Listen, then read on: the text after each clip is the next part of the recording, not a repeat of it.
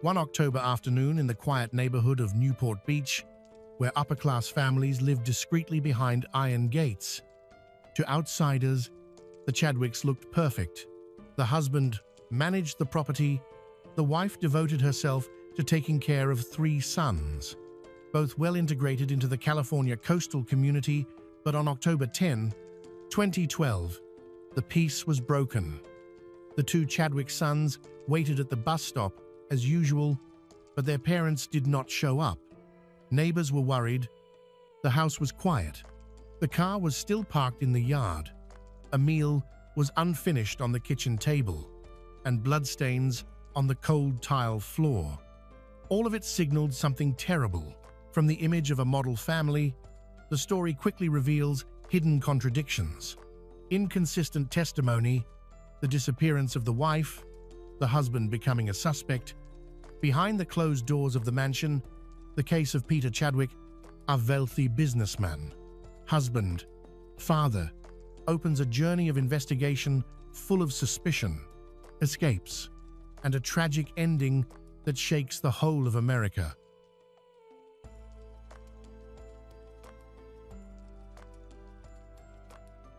Peter Chadwick was born in England into a wealthy family and grew up in affluent conditions. His father was a very successful real estate investor, making millions of dollars and ensuring he attended prestigious schools. In his teens, Peter's family moved to Pennsylvania in the United States, where he attended high school in Bryn Mawr. He later enrolled at Arizona State University. There, he met Kui Chu QC, known as QC, who came from an influential and wealthy Malaysian family. Her older sister owned the country's largest latex glove manufacturer. Despite their differences, Peter was reserved and socially awkward, while QC was outgoing, witty, and magnetic. They connected quickly and dated throughout college. Eventually, they married and settled in Newport Beach, California, a community known for its luxury homes and affluent residents. Peter and QC fit in seamlessly, driving high-end cars and wearing designer clothes. Peter managed his father's properties and often worked from home. QC ran the household and focused on raising their 3 sons. She was a devoted mother who emphasized strong academics, encouraged extracurriculars and sports, and taught the value of teamwork and fitness. She also wanted her sons to be global citizens, frequently traveling with them to expose them to different cultures, languages, and historic sites. Despite their wealth, the Chadwick family lived a private and modest life, prioritizing family and close relationships. Neighbors knew QC and Peter. They often picked up their children from the bus stop themselves each afternoon. On Wednesday, October 10, 2012, it was a beautiful sunny day with temperatures in the 70s. Peter and QC's 2 youngest sons got off the bus and waited to see their parents, but neither showed up. A neighbor noticed them waiting past 4:00 p.m., unusual for the dependable Chadwicks, and took the boys home. At the house, no one answered the door. Peter's car was gone, but QC's was in the driveway. Packages were stacked on the doorstep, suggesting no one had been home all day. Since QC was a stay-at-home mother and Peter often worked from home, this was alarming.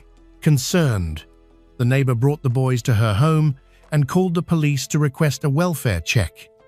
Officers arrived, found no signs of forced entry, and went inside. The living room was neat. The carpet had obvious vacuum marks, as if it had just been cleaned. Family photos throughout the house depicted a seemingly happy, typical family. Moving to the kitchen, officers found an unfinished meal, as if the cook had suddenly disappeared. Utensils and ingredients were scattered, suggesting a sudden interruption. With no leads downstairs, detectives went upstairs in the Chadwick home. In QC and Peter's bedroom and bathroom, they found signs of violence: a bunched bathroom rug, a broken vase by the tub, and visible blood. They declared the home a crime scene and called for backup. When crime scene investigators arrived, they saw that a safe in QC and Peter's bedroom had been opened and emptied. Detectives suspect cash and important documents have been stolen, raising concerns about the whereabouts of QC and Peter. With no solid leads, they contacted hospitals, Yale's, and the coroner's office to check for anyone matching QC and Peter's descriptions. They found nothing, causing growing anxiety about the fate of QC and Peter.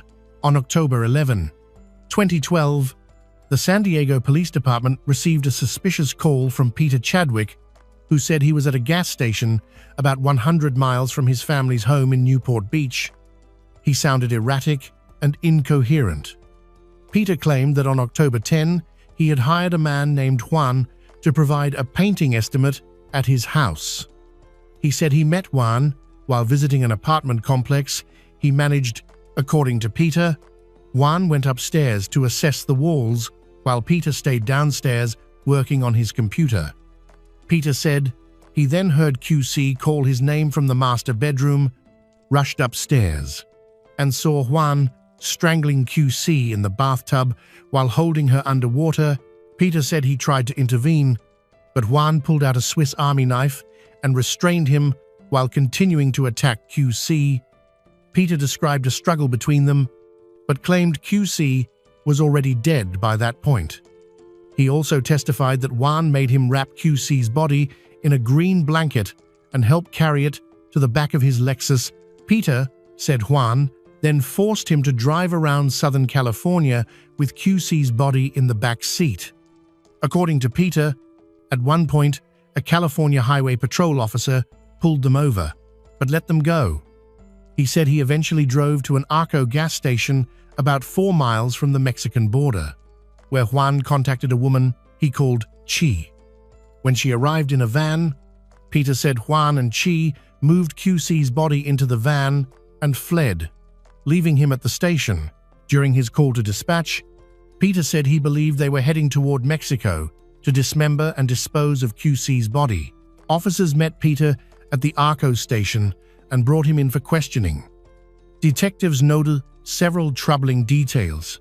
Peter had scratches across his body and what appeared to be a human bite mark on his forearm, consistent with a struggle. He showed no emotion when discussing his wife's disappearance and did not ask about his children or express concern for their safety. Both red flags for investigators. After Peter was arrested, the detectives returned to his home. They noticed the walls had been freshly painted, contradicting Peter's claim that he had recently hired Juan to provide a painting estimate. If the house was already painted, why request an estimate? This inconsistency further undermined Peter's story and pushed detectives to keep searching for evidence to verify or refute his claims. The Chadwick family lived in a gated community with a staffed guard shack and video surveillance, which provided detectives with valuable evidence. Footage from October 10 at 1:30 p.m. showed Peter's SUV leaving the community, but it was unclear whether Juan or QC's body was inside. Additional toll booth video suggested only one person was in the vehicle, contradicting Peter's original story and raising suspicion. Detectives also spoke with the California Highway Patrol officer who stopped Peter on October 10. The officer confirmed Peter was alone. Investigators then found a handwritten letter from QC describing troubling Google searches Peter had made, including how to torture. Medical records show that QC has recently been diagnosed with infectious diseases. It was later learned that Peter had been having unprotected affairs and had transmitted the infections to QC. Several of QC's close friends told detectives that QC had discussed divorce, but Peter opposed it. They said Peter would never agree because it would jeopardize his financial security. QC controlled substantial assets, and a divorce would likely cut Peter off from that wealth. On October 11, 2012, Peter was arrested and charged with QC's murder. He pleaded not guilty. A week later, Peter's attorney told detectives that Peter would provide the location of QC's body in South San Diego, in Wildcat Canyon, a remote, mountainside area, and possibly in a dumpster there. Crime scene investigators went to Wildcat Canyon and focused on the dumpster Peter described. Inside, they found QC's belongings, including her purse, identification, and approximately $20,000 in cash. They also found a green comforter containing human arms and legs, indicating it was QC's remains. An autopsy confirmed the body was QC's and determined the cause of death was strangulation. Despite the severity of the charge, a judge granted Peter a $1 million bail, citing his lack of criminal history and ties to the state through his 3 sons. Bail conditions required him to surrender his passport, barred him from leaving the country, and prohibited contact with QC's family. While out on bond, Peter lived with his father in Santa Barbara, attended court hearings, and spent time with his sons. In reality, he was planning to flee. He emptied his safe deposit box and took significant cash advances on his credit cards. When he disappeared, a large-scale search began.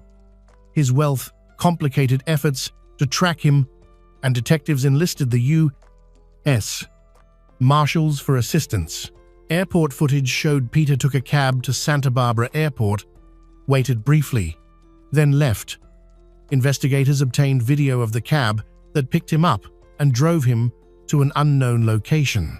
A search of Peter's Santa Barbara residence uncovered extensive materials about Canada, books and DVDs, as well as guides on how to live while on the run. After reviewing the evidence, detectives concluded that Peter was likely heading toward the Washington-Canada border to cross into Canada. Their suspicions grew after speaking with Peter's sons, who said their father told them he planned to go on the run, walk across the border, find a low-paying job, save money, and eventually reunite with them. For 3 years, the U.S. Marshals chased tips that Peter had been seen in Canada, but every lead went nowhere. The manhunt for Peter, wanted for fleeing justice, dragged on for years, involving dozens of officers and countless tips, yet the case remained cold. In August 2018, detectives decided to reinvigorate the investigation with a more aggressive strategy. A detective met with the department's Public Information Office to discuss relaunching the case on a global scale. They agreed to push the story widely, believing Peter could be anywhere. With podcasts surging in popularity, they created a show to generate leads and public interest. The podcast, Countdown to Capture, premiered in September 2018. The response was immediate. Tips poured in from around the world, places as far as Ukraine and Japan, with callers claiming sightings and sharing information. The U.S. Marshals then added Peter to their 15 most wanted list and offered a $100,000 reward, boosting awareness and encouraging more people to come forward.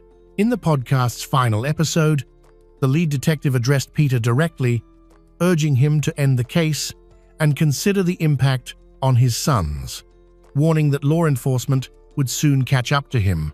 Eventually, investigators learned Peter hadn't headed to Canada. After all, he'd fled to Mexico. He was living in Pátzcuaro, Michoacán, a colonial town with brightly painted buildings, cobblestone streets, and bustling markets known for ceramics, textiles, and woodwork. An easy place to blend in, Peter checked into a cheap hotel under the name Paul Cook and claimed to be related to a victim of Malaysia Airlines Flight 370, a lie that helped him gain locals' trust and stay under the radar. He asked a local realtor to help find an apartment. The realtor later described him as odd and soulless. Despite this, Peter grew close to a woman named Claudia Soto. In May 2016, Peter, Claudia, and Claudia's sister drove to a concert. Claudia's sister, said Peter was driving erratically and asked him to slow down. He didn't and crashed. Claudia was killed. Her sister was badly injured and spent 15 days in a coma, and Peter walked away with a limp after the tragic accident that killed Claudia and severely injured her sister. The district attorney's office asked the Soto family to sign a document granting Paul Cook immunity in Claudia's death. The document cleared him of any wrongdoing and portrayed him as a good person uninvolved in the incident. Overwhelmed by grief and stress, the family signed without asking questions. Later, once the shock subsided, they realized they had made a serious mistake. By then, it was too late. Peter Chadwick, the main suspect, had fled again. During the search, the U.S. Marshals learned that Peter was in Valdebravo, a small town in the state of Mexico known for its scenic lake and forests. After seeing a televised report about the investigation, Peter panicked. When his iPad stopped working 2 hours later, he became convinced the marshals had tracked him and quickly fled to Cholula. Cholula, one of the world's oldest continuously inhabited cities, is renowned for its deep history, cultural traditions, and the famous Cholula hot sauce that bears its name. It is also known for vibrant music, dance, and colorful festivities. In August 2019, a tip helped the U.S. Marshals pinpoint Peter's location. Within 24 hours, they found and arrested him. He was extradited to the United States to face charges for his wife's murder. Peter pleaded guilty, and the judge sentenced him to 15 years to life, reflecting the severity of his crime. In June 2018, in Melbourne, Australia, a promising comedian named Yuri Dixon showcased her talent on stage at a bar. Her performance was bold and often delved into the theme of gender equality. These moments, captured in photographs by a colleague, turned out to be the final images of the 22-year-old. Unbeknown to anyone at the time, just hours after these photos were taken, Yuri Dixon's life would be tragically cut short. Jane Dixon was born on November 10, 1995, in Melbourne, Australia. She grew up in a closely knit family. 6 years after her birth, her younger sister arrived. Tragically, a year later, their mother passed away due to severe substance dependence issues. This left their father, Jeremy Dixon, with the sole responsibility of raising his daughters. He worked tirelessly, and the Dixon family led a modest life in a small top-floor apartment of a 3-story building. Neighbors remembered Jane as a quiet, polite, and somewhat reserved young girl. Her friends affectionately referred to her as Ray. She had a passion for the arts. She pursued dramaturgy at Deakin University and participated in a theater troupe. Jane was not only an actress and comedian, but also a writer who created her own scripts for performances. Jane's love for drama was evident. Like many comedians, she relished challenging societal norms, a trait that consistently shone through in her acts. In 2018, at the age of 22, Jane Dixon made a significant mark at the International Comedy Festival in Melbourne with her solo stand-up show titled, "At Home, I Feel Like a Tourist." Her performance captivated the audience and elicited roars of laughter with her loud and daring humor. Jane demonstrated a fearless approach to comedy by addressing complex and often challenging topics to diverse audiences. Despite her success, some of her humor occasionally missed the mark with younger audience members. Nonetheless, Yuri Dixon was a feminist who fearlessly incorporated her values into her humor. She was deeply engaged with issues pertaining to women and social justice, often choosing these themes for her performances. Her social media bio read, "I'm a girl sometimes perplexed by the world around me. This show and my jokes are about that." Her friends saw a bright future for her on stage, believing Dixon to be a promising talent. Colleagues described her as introverted and quiet, yet exceptionally intelligent for her age. Both groups unanimously agreed that Dixon possessed a genuine comedic gift. Yuri Dixon performed in bars for free, using these opportunities to gain experience, attract fans, learn how to captivate an audience, and sharpen her skills. On Tuesday, June 12, 2018, Yuri Dixon performed at a local bar just 3 miles from her home. That night, as usual, she humorously tackled gender equality and her constant worries. "Sometimes I think, will I wake up in a society of slaves? You know, just girl jokes, just ordinary stuff," she joked in her last act. She whimsically spoke about robots taking over the world, hoping that by then we'd all be gone. She remarked that a robot-ruled world wouldn't be bleak, as it would mean gender equality, everyone subjugated to robots equally. Following her performance, Yuri Dixon met with her boyfriend Tony Magnuson, who had been in the audience. They shared a soda at the bar. At 10:40 p.m., they left and stopped at a nearby supermarket to buy protein bars. Then Yuri decided to walk home alone. They embraced, said their goodbyes, and Tony got on a tram as Yuri sent him an air kiss and waved goodbye.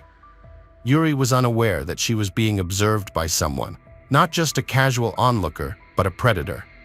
Yuri Dixon's journey home spanned streets, a park, and 3 soccer fields, covering about 3 miles. This was usually an hour's walk at a relaxed pace, and she felt the route was safe, having walked it at night before. The streets were well lit, but upon entering Princess Park, darkness enveloped her.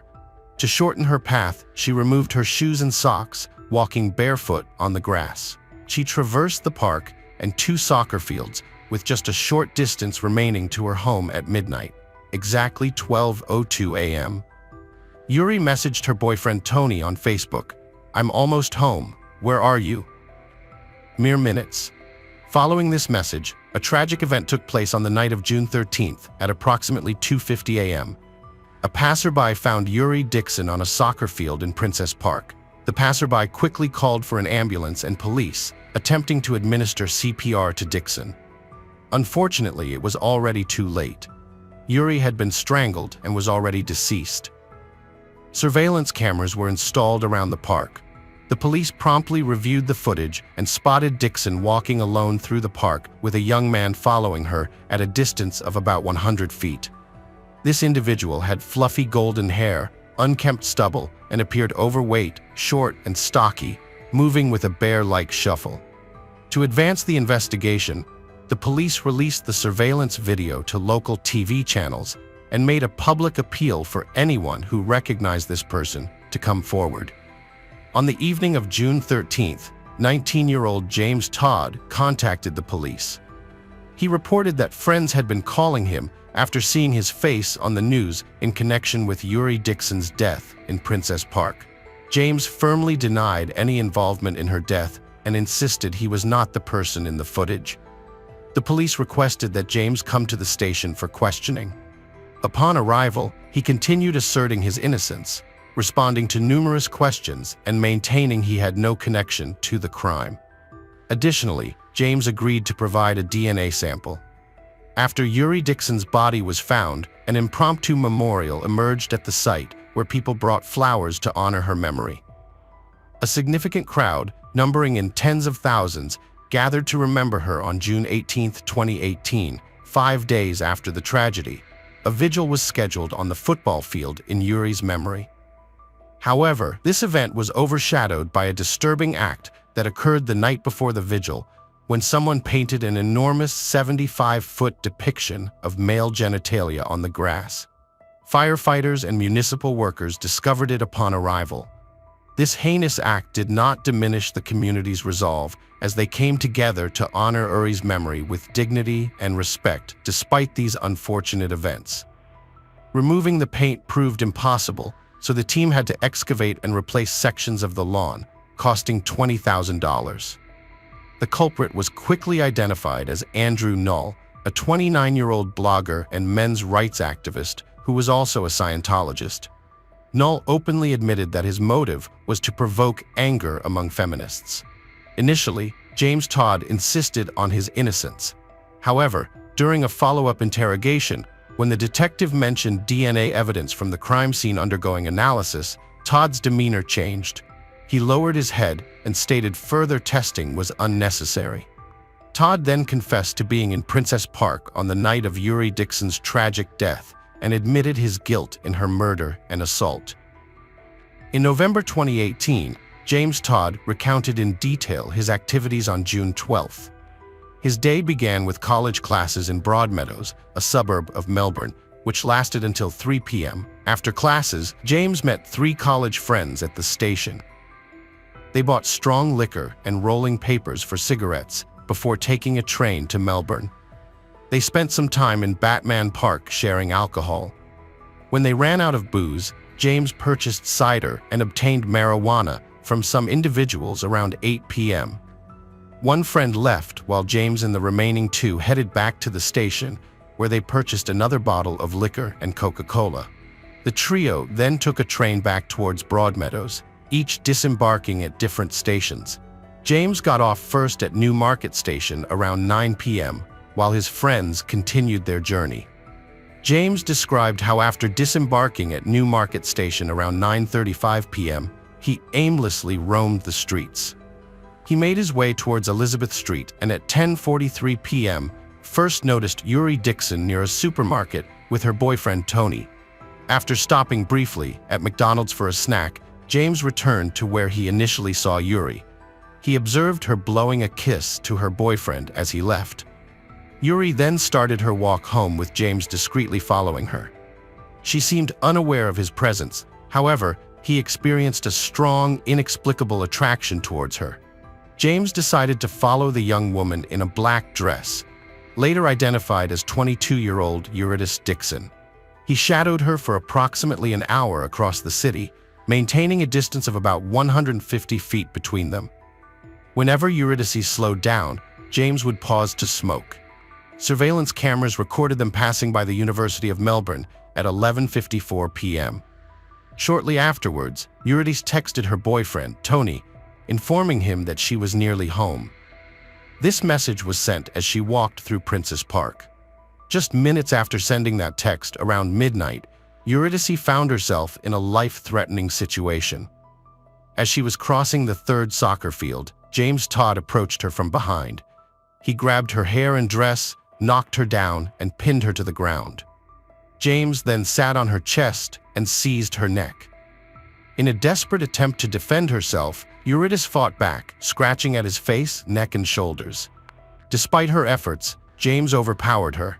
After satisfying his urges, he briefly contemplated repeating his actions but lacked the physical strength.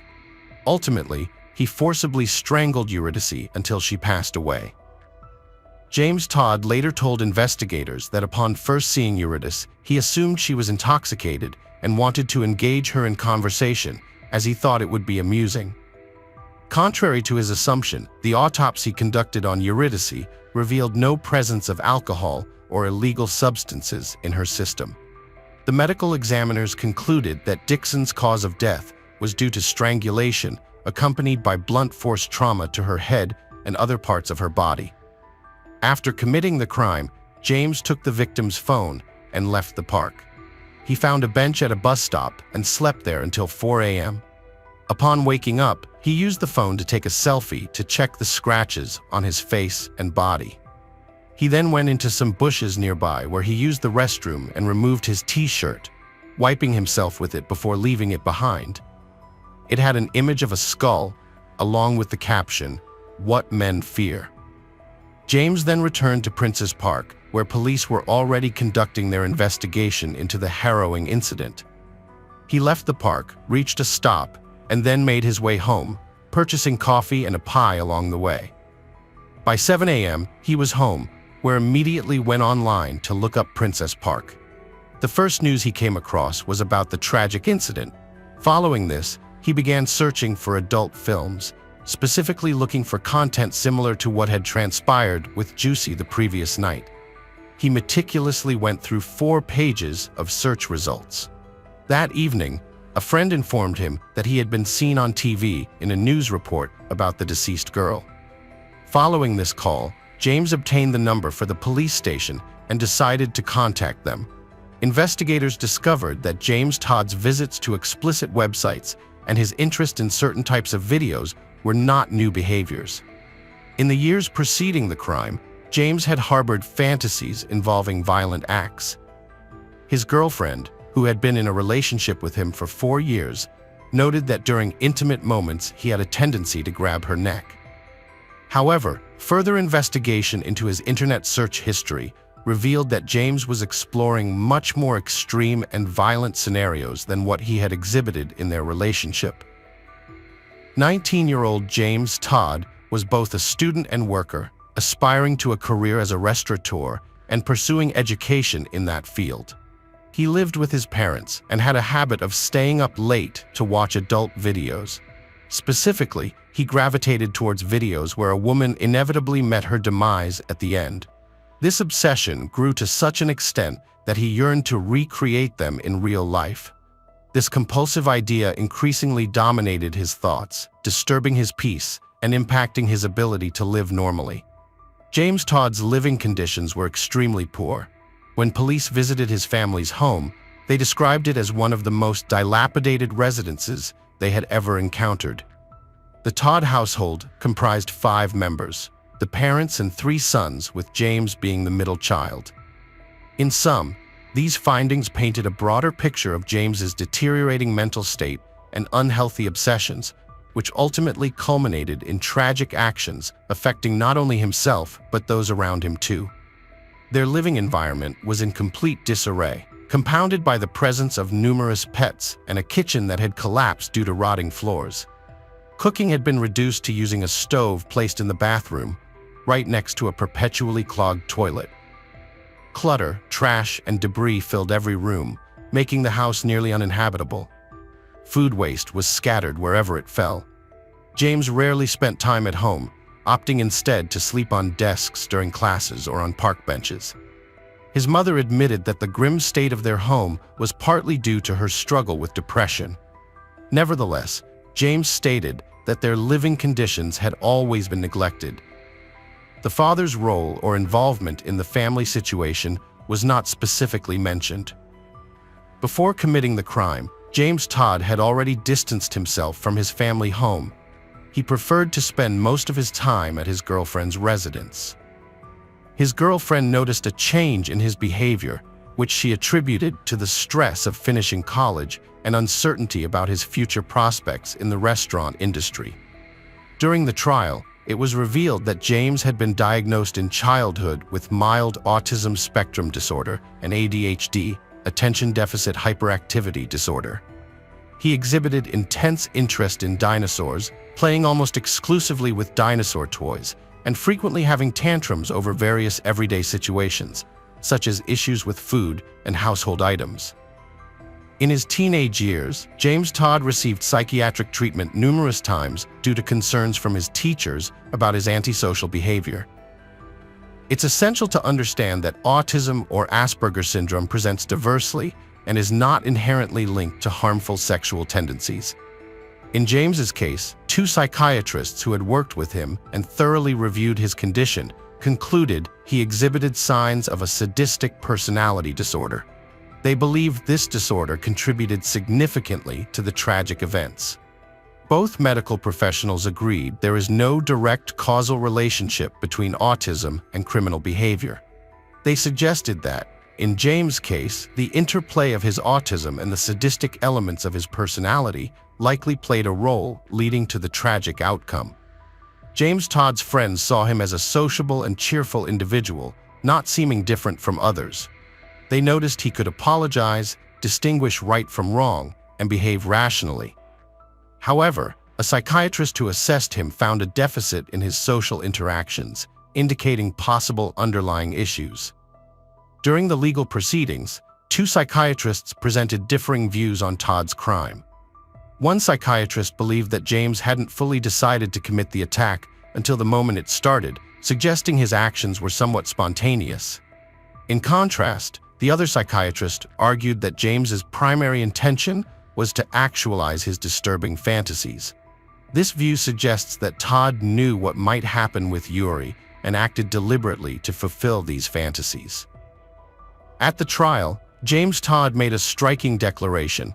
He felt relieved at being caught. He admitted feeling terrified when he realized he had turned his long-held thoughts into reality.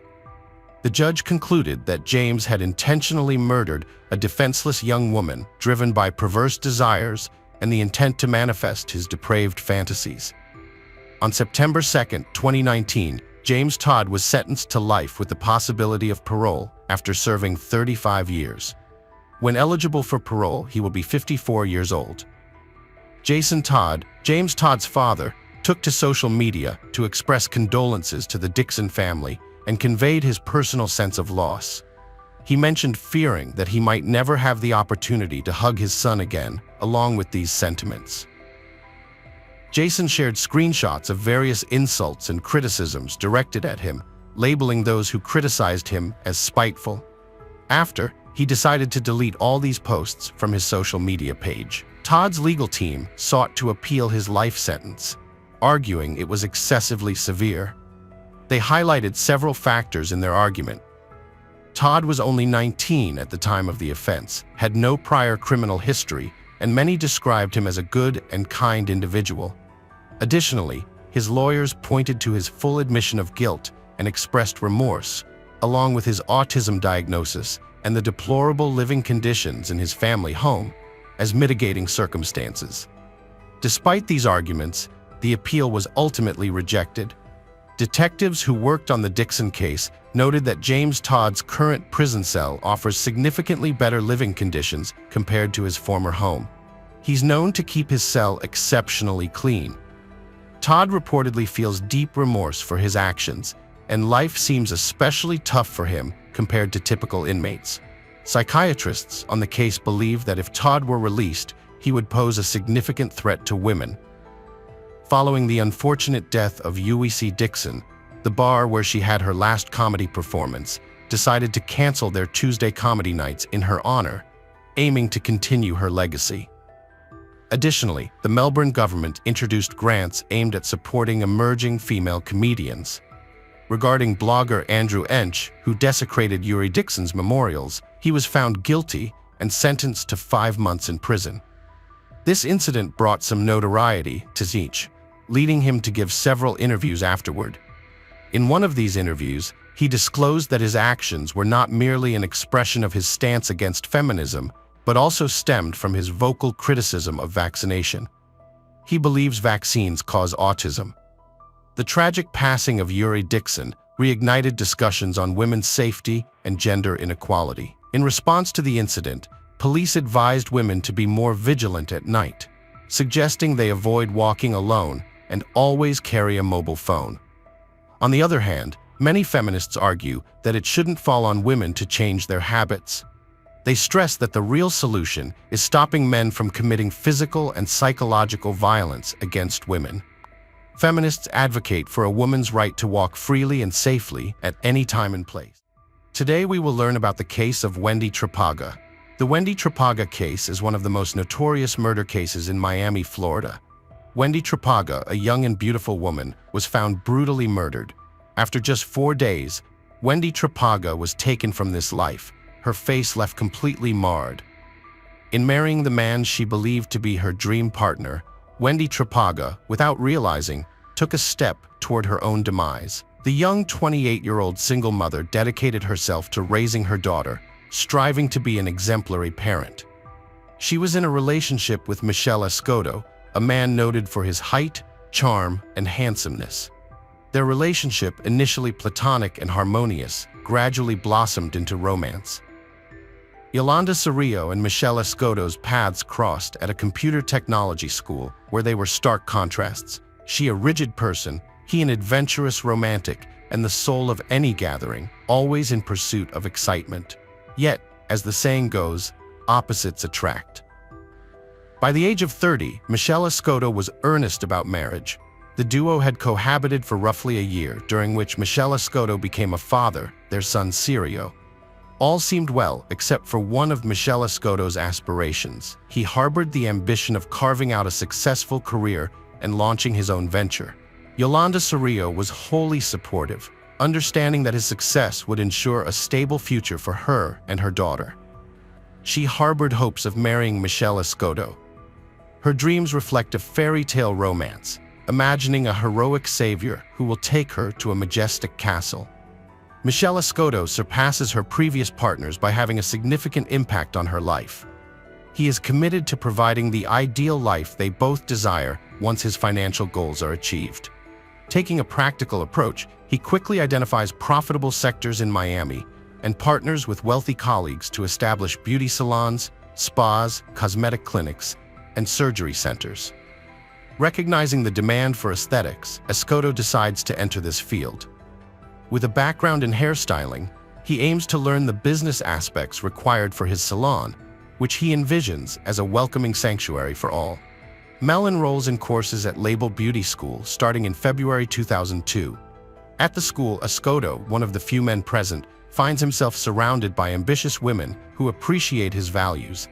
His natural charm easily earns him admiration, especially from his female peers. This environment reignites his youthful charisma. Despite being married to Yolanda Cerrillo, Michelle Escoto faces strong temptation from Wendy Trapaga, a captivating 21-year-old. While concealing his flirtatious behavior, Escoto returns to Cerrillo every night, pretending to live a family life. On March 31, 1988, tragedy struck as Wendy's 16-year-old self witnessed her father's plane catching fire at 150 feet above ground, crashing near the airstrip and taking the lives of all on board. The profound sorrow Wendy felt that day stayed with her for life. Her father passed away at the age of 61. Determined to support her family, her mother embarked on a new career as a school administrative assistant, eventually overseeing extracurricular programs at a Miami-Dade County primary school. As a teenager, Wendy discovered a passion for aesthetics and couture.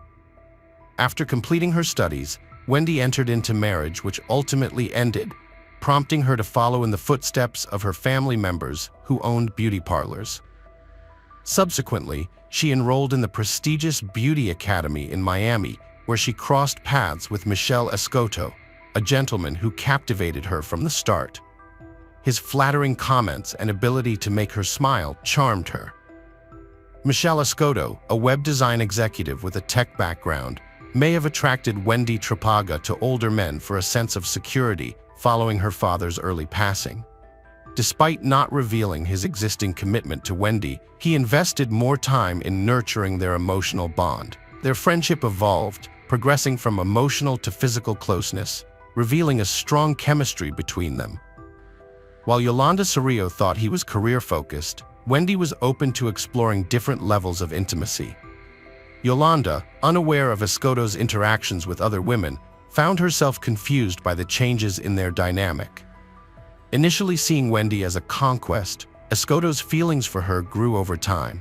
Their covert relationship at the Beauty Academy left Wendy puzzled, especially after being together for 2 months. Yolanda also observed a change as Escoto distanced himself, their connection resembling roommates rather than lovers, leading to a breakdown in communication and further estrangement. Michelle Escoto ended his relationship with Yolanda Cerrillo in August 2002. He initiated an argument, expressed his grievances, packed his belongings, and left. Yolanda, who had envisioned a future with him, was left in disbelief as he departed without giving any explanation. Despite her persistent calls going unanswered, Yolanda managed to decipher the password to Michelle's voicemail and discovered messages indicating he had moved in with another woman named Wendy Trapaga. Yolanda was shocked to learn that Michelle had quickly moved on with Wendy after their breakup. They settled in a modest apartment in a secluded part of Miami and began their life together, much to the dismay of Wendy's mother. Her mother, who disapproved of Michelle due to his age and lack of employment. Her mother was concerned about how they would sustain themselves and questioned their relationship progress. Despite her initial concerns, her mother ultimately hoped for Wendy's happiness and success with Michelle. However, differences in their financial habits and suspicions about Michelle's income source arose within the family. Wendy believed Michelle earned money through his tech skills, unaware of other possible sources. The couple unexpectedly announced their impending marriage just 3 months into their cohabitation, surprising everyone, including her mother, who found it difficult to remain silent after holding back her objections previously. At this time, she was certain that her daughter was rushing into a decision, especially given their financial instability and lack of employment. These circumstances made even the idea of a simple wedding seem impractical. Despite her deep love and desire to support her daughter, Miriam's disapproval was evident. She was worried about the sudden nature of the decision and doubtful of her daughter's choice of partner. Nevertheless, determined to move forward, the couple planned to legalize their relationship at the City Hall in October 2002, opting for a straightforward legal process without any extravagant celebrations. When Miriam asked Wendy Trapaga for an explanation for the quick decision, Wendy revealed a surprising reason that shocked her mother. Wendy was pregnant, and due to their belief in conceiving children within marriage, they decided to marry on October 10, 2002. Michelle Escoto and Wendy Trapaga exchanged vows at Miami Beach City Hall, marking their union without any grand celebrations. However, the couple still had hopes for a modest honeymoon and set their eyes on Key West, Florida, a charming destination not far from home, known for its colorful homes, great scuba diving spots, and an iconic bridge spanning the sea. Key West, located at the southernmost point of the United States, promised a romantic retreat, just a few hours' drive from Miami. Excited to begin their adventure, Michelle Escoto and Wendy Trapaga left for Key West on Friday, October 11th, looking forward to enjoying their newlywed bliss over the weekend before returning on Sunday evening. Their two-day escapade in Key West was filled with joyful moments shared between the newlyweds. However, upon their return to Miami on Sunday, the couple found themselves reluctant to end their brief holiday. In a gesture of continued celebration, Michelle Escoto booked a luxurious room at a prestigious hotel known for its romantic ambiance. Wendy Trapaga, pleased by the surprise extension of their honeymoon, informed her mother of their decision to prolong their stay, filling her with excitement. They had planned for a romantic evening, expecting to dine out, watch a movie, or dance at a nightclub. Despite concerns about Wendy Trapaga's pregnancy, her mother was mostly happy for her daughter's joy. Around midnight, the newlyweds arrived at the hotel and spent the next few hours enjoying each other's company in their room. Wendy Trapaga was content, unaware that it would be her last night in this world. At 5:30 a.m. on Monday, a phone call abruptly woke her mother. A glance at the clock sent a chill through her, and a sense of foreboding gripped her before she answered the phone. Her mind was flooded with anxious thoughts, mostly about Wendy Trapaga. It was Michelle Escoto, Wendy Trapaga's husband, on the line, puzzlingly asking if Wendy was with her. Michelle Escoto explained how they had been out drinking the previous night, and Wendy wanted to continue the night despite his concerns for their unborn child. This led to their first argument in the car on their way back. He went inside the apartment alone, leaving Wendy outside. When he checked on her, after 5 to 10 minutes, she had vanished. His attempts to reach her by phone were futile. After a conversation with Michelle Escoto agreeing to give Wendy some space, her mother couldn't shake off worry about her pregnant daughter's whereabouts. When Michelle Escoto met Wendy's mother at the school where she worked, she encountered a visibly shaken and distressed man, unsure of what to do next. They would soon learn of Wendy Trapaga's fate, a truth they wished they never knew, as the unfolding events were more horrific than they could have imagined. At 6 a.m., a sanitation worker in the northwest area of Dade contacted the Miami police after spotting something unusual in a parking lot nestled between two vehicles during his regular route through a commercial warehouse district. He found the lifeless body of a woman wearing a blue evening dress, lying down and surrounded by a pool of blood. Blood splatters were visible on a nearby car, indicating that the violent act had taken place in that location. Forensic specialists, upon their arrival, were surprised. Upon examining the woman, they found that her body was disfigured and heavily battered, suggesting she had been struck multiple times with a heavy object. However, no potential weapons were found at the scene.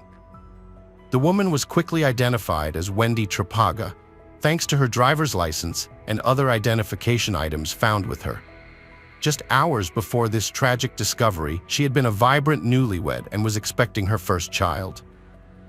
Upon receiving the devastating news of her daughter's death, her mother was consumed by sorrow and tears, already grieving the loss of her husband and now facing the sudden and incomprehensible loss of her daughter. During the detectives' efforts to determine the identity of the young woman, her mother received a call from Michele Escoto, inquiring about any updates on Wendy Trapaga. Struggling to convey the news to the groom that his bride was no longer alive, the mother was at a loss for words. A detective intervened and informed Michele Escoto that they would visit his residence to discuss the matter in detail. Upon learning the grim revelation about Wendy Trapaga, his wife of only 4 days, Michele Escoto was left utterly speechless and shocked. The police later escorted Escoto to the station to gather further details about his wife's life and untimely death. During a grueling 14-hour interrogation, Michele Escoto recounted the events leading up to Wendy Trapaga's tragic demise. He explained that the couple had left their hotel and were driving home around 3 a.m. when an argument over alcohol consumption escalated. Wendy Trapaga startlingly admitted that she was not actually pregnant, further fueling the dispute. Near their apartment, Michele Escoto decided to go inside, leaving Wendy Trapaga in the car to allow both of them some time to cool down. That was the last time he saw her. A few days later, the autopsy report uncovered grim details about Wendy Trapaga's death. She had suffered 15 to 20 severe wounds to her face and neck, inflicted by a blunt object that left her unrecognizable. Signs of strangulation were also present, suggesting an attempt to suffocate her. Foreign DNA was found on her dress. Toxicology results showed alcohol and a sedative in her system, indicating she likely died between 3 and 5 a.m. on October 14th. Despite not wearing shoes, her feet were clean, and the absence of defensive wounds on her hands and legs suggested she may not have fought back, possibly due to being unconscious or restrained. The medical examiner confirmed she wasn't pregnant. The motive behind her murder remained a mystery. Michele Escoto's call logs revealed he contacted his ex-girlfriend, Yolanda Cerrillo, at 3:15 a.m. on the day Wendy died. Yolanda was brought in for questioning and shared her relationship history with Escoto, expressing deep emotional attachment to him. Despite his involvement with another woman, Escoto maintained feelings for Yolanda, sparking hopes of reunification. Yolanda placed trust in Escoto, hoping to reignite their romance, unaware of his deceitful actions. After lacking concrete evidence, Escoto eventually became the prime suspect, drawing attention to himself in connection with Wendy's death to benefit from a life insurance policy. It was revealed that the couple had taken out $1 million insurance policy on each other, naming each other as the beneficiary. Detectives suspected that Michele Escoto may have had many reasons for wanting his young wife to die and proceeded to investigate further. Escoto had more secrets than expected, including a criminal history. He had been arrested and accused of armed robbery and had also faced charges for hiding a weapon. 3 years after Wendy Trapaga's death, the investigation was still ongoing, and prosecutors believed they had enough circumstantial evidence to arrest Escoto. The detectives decided to question Yolanda Cerrillo again, suspecting that she knew more than she had previously disclosed. After Trapaga's death, the couple reunited and lived together, but their shared life was far from happy. When Cerrillo was questioned, law enforcement officials confronted her with evidence that she had funded the couple's stay at a luxurious hotel in Miami. After being warned about the potential consequences of making false statements, the police pressured her into revealing the truth. In the fall, as the former couple rekindled their relationship, Escoto claimed he had been obligated to marry Trapaga because of her pregnancy, despite his lack of concern for her and his plan to get rid of her to secure the insurance payout. Their ultimate plan was to amass wealth together with Cerrillo and live lavishly. Blinded by her affection for Escoto, Cerrillo was indifferent to Trapaga's fate, and her only concern was for Escoto to be with her. Justice for Trapaga was delivered 12 years later, and Cerrillo received complete immunity for testifying against Escoto. She admitted to not only being aware of the plans, but also helping in making them after their first failed attempts to kill Wendy Trapaga during a holiday. Michele Escoto decided to take action. He put sedatives in his young wife's drink in their hotel room. When she started feeling drowsy, he took her outside and put her in the car in the middle of the night. He then went to Yolanda Cerrillo's house, asking his lover to follow him in her car. He then took Wendy Trapaga to a secluded parking area in the northwest part of Dade, where he asked Cello to leave for a while as he dealt with Wendy Trapaga. Yolanda Cerrillo saw her lover coming back to the car covered in blood and holding a crowbar. They then went to Biscayne Bay, where Michele Escoto got rid of the murder weapon and cleaned up. Yolanda Cerrillo then drove him back home, where they disposed of his bloodied clothes in a trash can. The testimony from the accomplice raised doubts as maybe Yolanda Cerrillo played a bigger role in the murder, as Michele Escoto could have chosen to suffocate Wendy Trapaga to avoid bloodshed. The jury found Michele Escoto guilty of first-degree murder after 2.5 hours and sentenced him to life in prison without parole. Despite this, Wendy Trapaga's family felt some sense of justice, but knew that Yolanda Cerrillo, who could have prevented their daughter's death, was still free. Megan Newton, born in 2001 to Michael and Sarah, also had a stepsister named Demi. However, Megan primarily spent her time alongside her mother Sarah, forging an incredibly tight-knit bond akin to best friends. Megan kept no secrets from her mother, while Sarah, in return, would often consult her daughter, who displayed wisdom beyond her years on various significant issues.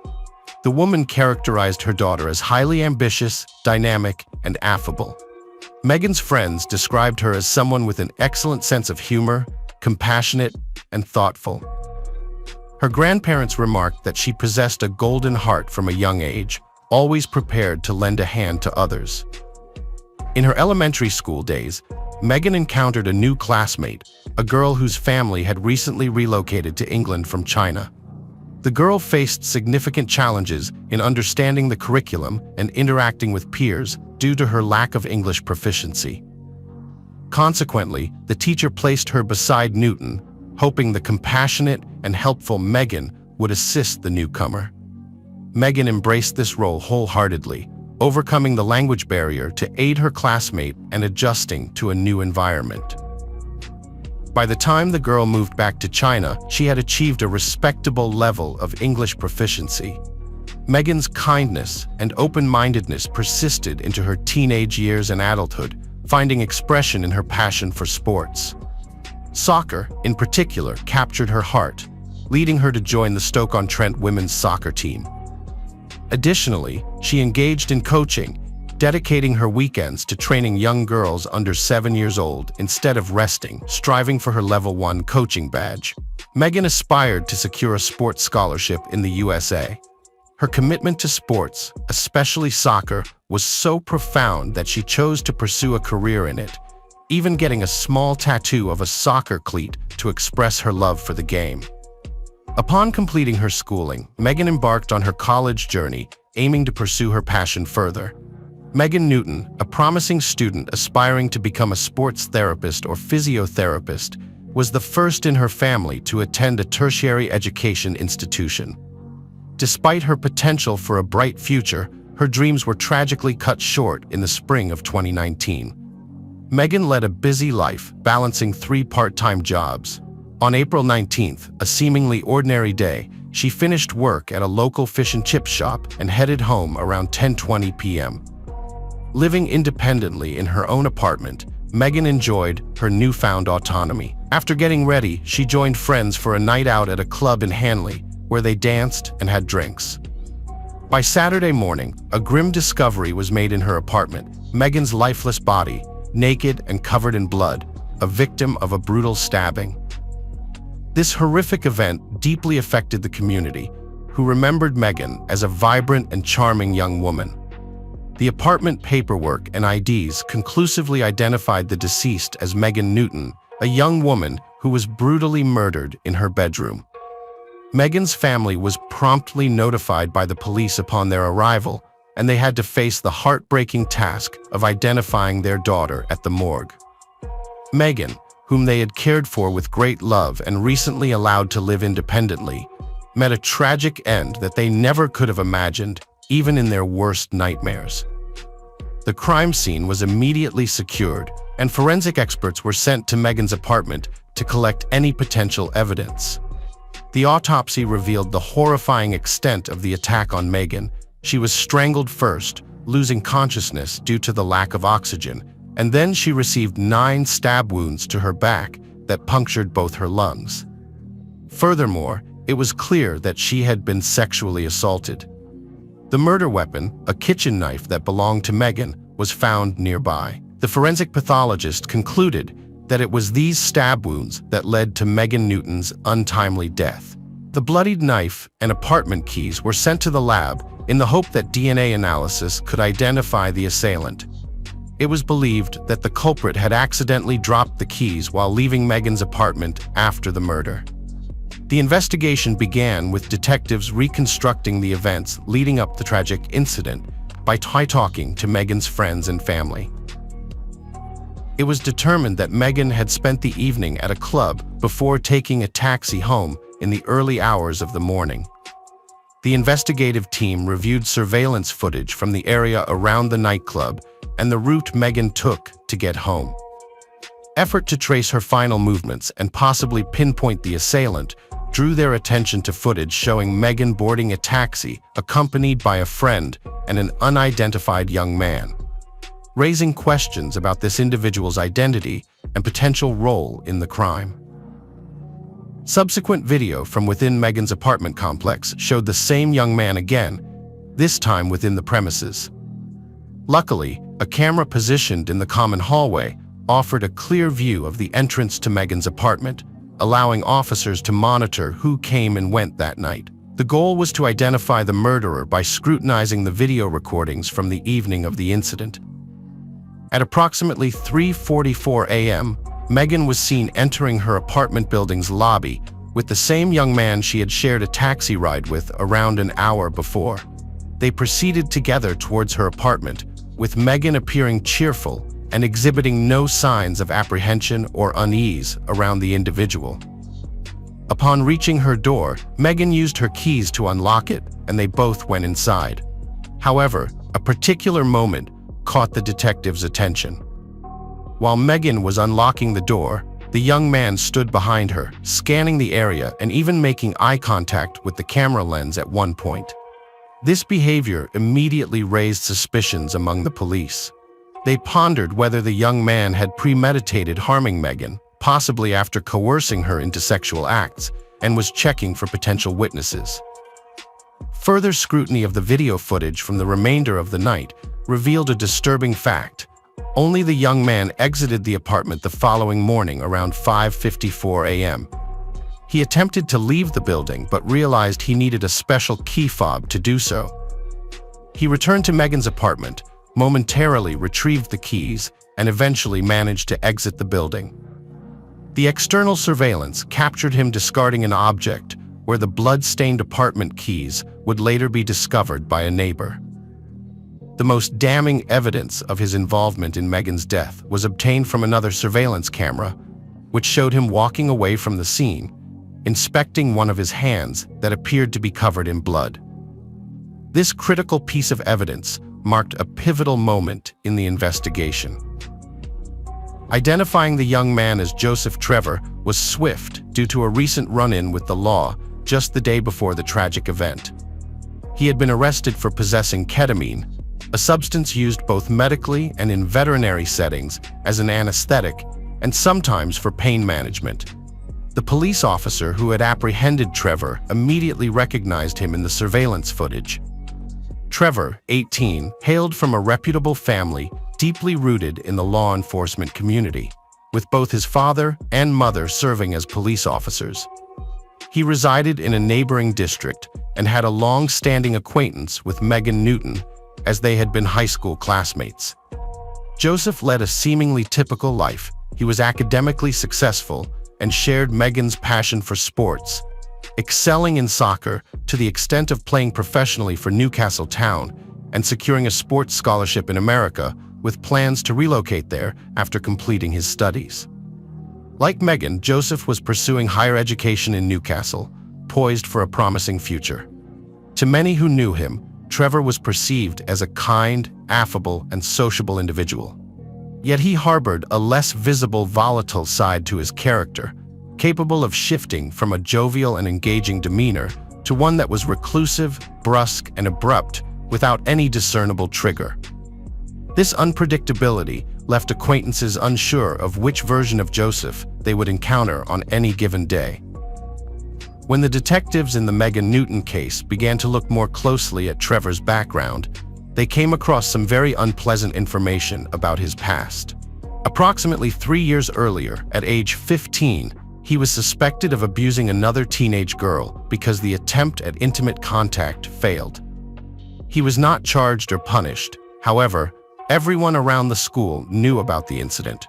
After this incident, classmates at the school began to call Trevor a predator and child molester since the public arrest at the school could not go unnoticed. Now, for the police, this information became a warning because Megan was also subjected to forced sexual intercourse that night. Joseph Trevor was identified as the primary suspect in the assault case. Investigators focused on his movements that night. They already knew from surveillance footage that he was near the nightclub and got into the same taxi as Megan, later heading to her apartment with her. Detectives were unsure what Joseph Trevor did before arriving at Newton's home. They discovered that Joseph attended a party with school friends the previous evening. Coincidentally, they ended up in the same bar as Newton. Since they knew each other from school, they greeted each other and continued to enjoy their time separately. However, Joseph didn't stay long at the nightclub. Security noticed he had a packet of white powder and called the police. The squad that arrived detained Joseph and took him to the nearby police department. Despite his parents being in law enforcement, Joseph faced no legal repercussions. The officers unlocked his cuffs, seized the ketamine, and let him go, advising him to return home and avoid further drug use. Ignoring their advice, Joseph returned to the club where Megan was. He was denied entry, and around 2:40 a.m., he met Megan by the taxi queue. He shared his recent ordeal at the police station and his concern about facing his parents. Megan, always compassionate, let Joseph borrow her phone to contact a friend, but he couldn't find a place to stay. Seeing his distress, Megan invited Joseph to stay on her living room sofa. In the morning, once sober, he could decide how to approach his parents.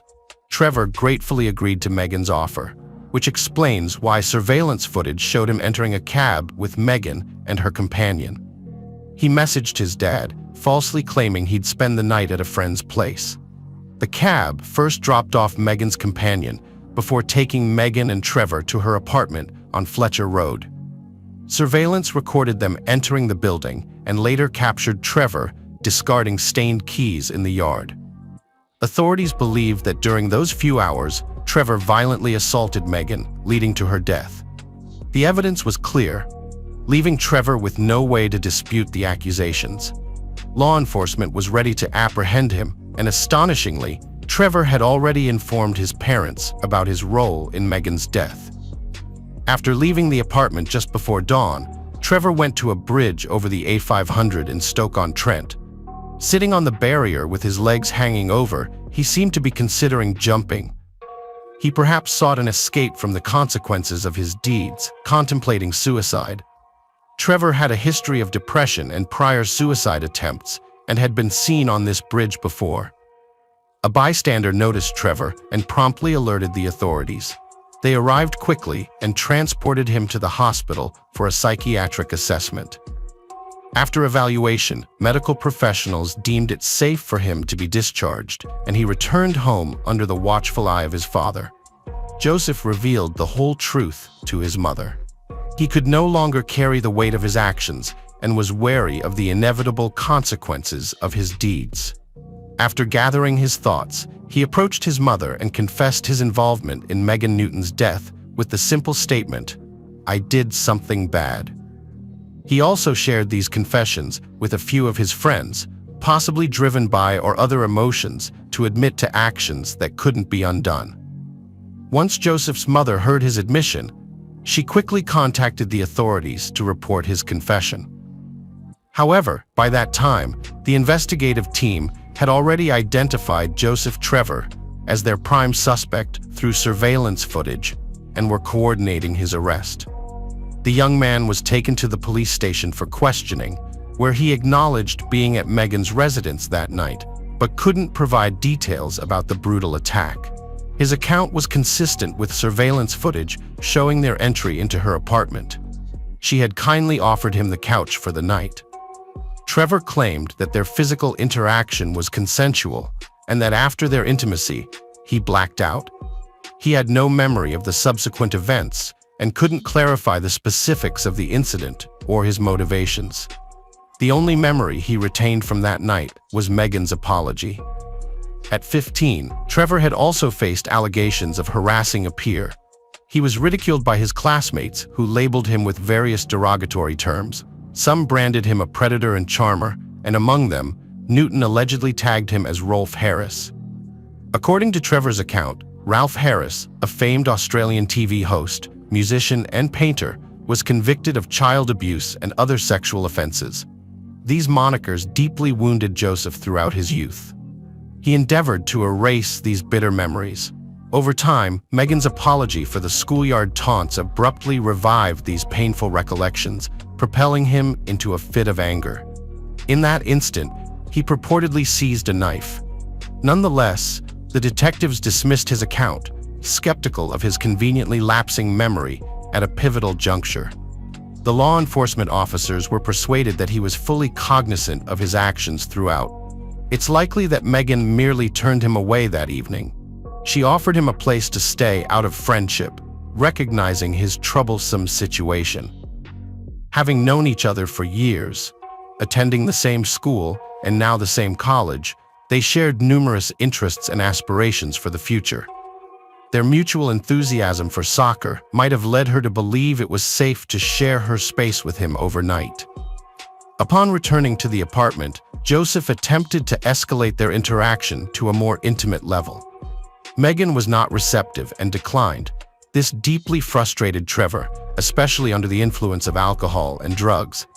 Disregarding her objections, he chose to use force in an effort to eliminate the risk of her reporting the incident. He decided to take drastic measures to ensure her silence permanently. Shortly after Megan Newton's tragic passing, Joseph Trevor faced charges for intentionally ending the life of his fellow student, along with committing 2 acts of sexual violence. The assault was discovered to have occurred in a manner involving multiple attacks. He was apprehended at his residence, and after several months the legal proceedings commenced, despite his initial partial admission. Joseph first refused to admit guilt, but later he changed his story. He acknowledged causing Megan's death, though he insisted the relations that night were consensual. He maintained this stance until the trial commenced on February 17, 2020. At the start of trial, he suddenly shifted his plea to guilty on all counts. This move seemed aimed at avoiding a lengthy trial, perhaps expecting that the jury would quickly dismiss his defense. As a result, Joseph received a life imprisonment sentence with eligibility for parole after a minimum of 21 years and 65 days. A dramatic moment unfolded in court when Trevor, during sentencing's conclusion, turned towards Sarah, Megan's mother, and silently mouthed, "Sorry." This action deeply infuriated her. Apologies at this juncture were meaningless and could neither amend the past nor alleviate the prolonged suffering Megan's family endured while awaiting trial. His belated apology appeared as an additional insult to the grieving mother. No apology could bring back Sarah's daughter or negate Joseph's heinous actions that night. The indifference Trevor displayed in surveillance footage post-incident, showing him nonchalantly leaving Megan's residence, underscored his lack of remorse. The irreversible harm inflicted on Megan and her family robbed them of future joys and milestones, leaving them burdened with lifelong sorrow. Megan's closest friend, Ricardo Eccles, shared that they had plans to shop in Manchester the day after her passing. He was heartbroken upon learning of his friend's sudden loss and spent days in shock.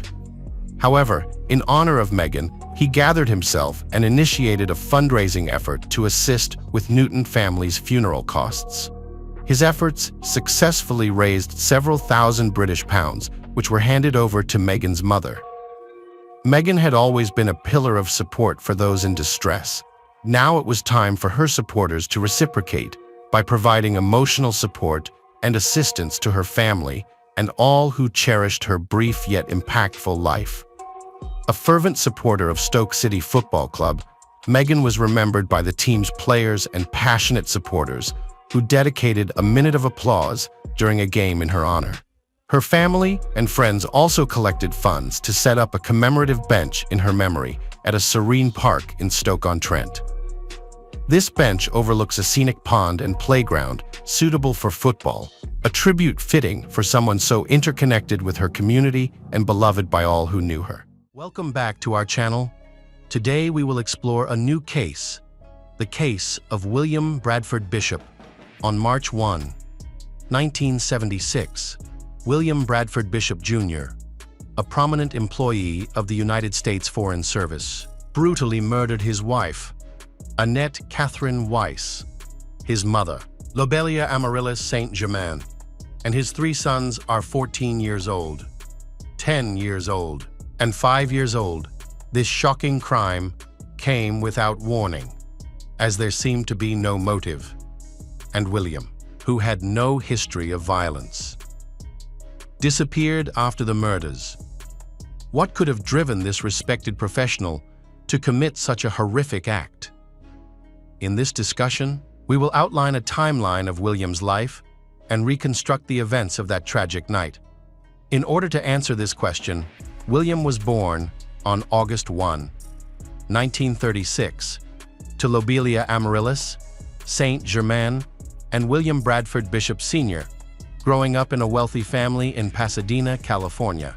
William had a privileged childhood filled with opportunities, however. This wealth also created pressure for him to prove himself.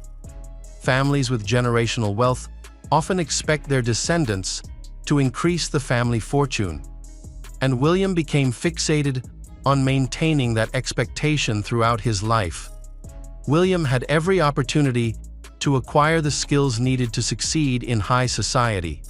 He was a naturally intelligent and talented boy, with a remarkable ability to learn languages and a genuine interest in exploring different cultures, which positioned him well for a career in the Foreign Service by the time he graduated from South Pasadena High School. Everyone anticipated great achievements from him. He was not only an outstanding student, but also athletic and charismatic, qualities that made him appear to be a natural leader.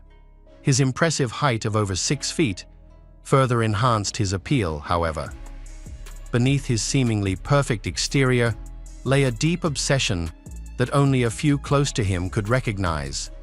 William was an extreme perfectionist. This same drive that propelled him forward in the Foreign Service also made him quick to anger, which likely contributed to his violent outburst on the night of the incident. There was no sign of the uncontrollably violent William, at least.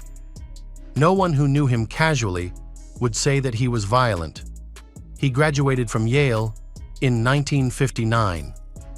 The only person who may have glimpsed his true nature was his wife, Annette Catherine Weiss, whom he married a few months after college. Little is known about Annette's early life, but we do know she met William in high school when she was a freshman. It's likely that she was quickly attracted to him, as he was an athletic and charismatic junior, and they began dating shortly thereafter. Those who knew Annette described her as quite different from her outgoing husband. While William enjoyed going out and socializing, Annette preferred to stay home and care for their children. Annette has always loved children. She was a gentle and kind woman with a remarkable ability to understand what children needed, which likely made her a wonderful mother. This talent may have also helped her soothe her easily frustrated husband on various occasions. Sadly, any potential witnesses who could shed light on their marriage have long since passed away, leaving us with only testimonies and sparse evidence to piece together their life together. However, one undeniable fact about William recently came to light. He cheated on Annette, possibly with multiple other women. This detail would be crucial in reviving interest in his case decades down the line. The early years of their marriage were said to be quite happy, as high school sweethearts.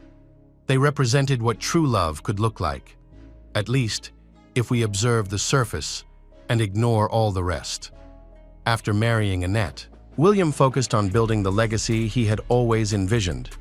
He was multilingual, speaking Italian, French, Spanish, and Serbia-Croatia, and had a genuine passion for immersing himself in other cultures. With his education from Yale, he was well suited for a role in counterintelligence shortly after their wedding. He joined the Army's 3rd Military Intelligence Battalion and was stationed in Italy. For Annette, living in Europe must have felt like a dream, coming from a middle-class background. She may not have traveled outside the country before. During the next 4 years, William earned a reputation as a dependable soldier. Reports suggest that he was promoted and received several medals before being honorably discharged in 1963. By then, he had already traveled the world and worked with classified documents, demonstrating his ability to navigate foreign environments, desperate for recognition. William decided to join the Foreign Service after leaving the U.S. Army in 1966, where he had achieved the rank of Major. His first son, William Bradford Bishop III, was born about 2 years before he left the Army. Later, Annette gave birth to another son named Brenton Germain Bishop while stationed in Italy. The family lived in cities such as Verona, Milan, and finally, Florence, where Annette had their youngest son, Geoffrey Corder Bishop, about a year after Geoffrey's birth. William was informed that his next assignment would be in Africa. William enjoyed being involved in the tumultuous times of African history, and his career was thriving. In 1974, he was promoted to Assistant Chief in the Division of Special Activities and Commercial Treaties and was invited to work at the State Department's headquarters in Washington, D.C. William was not someone who preferred to work at a desk. From the very beginning, it was clear that he wanted to be off abroad, immersed in a new culture where he could flex his knowledge of languages, whether or not the move to Africa disturbed him. Having to come back to Washington may have been even worse. This is all speculation. Of course, what he wanted more than anything else was to maintain his upper-middle-class lifestyle. William felt that his career needed to maintain that exponential growth he'd seen early on. Unfortunately, things were not shaping up how he'd hoped. After being promoted to Assistant Division Chief, William eagerly awaited another promotion that never came. At this time, he and his family moved to a home in Bethesda, Maryland, allowing his mother, Lobelia, to stay with them. Juggling the responsibilities of raising 3 kids is challenging, so Annette likely appreciated the extra help. However, we may never fully understand how William felt about his mother's presence, given how events unfolded. It's possible he felt resentment towards her living with them. Reports indicate that Lobelia often criticized William for not advancing in his career. Leading to increasing tension over time, William began facing financial troubles.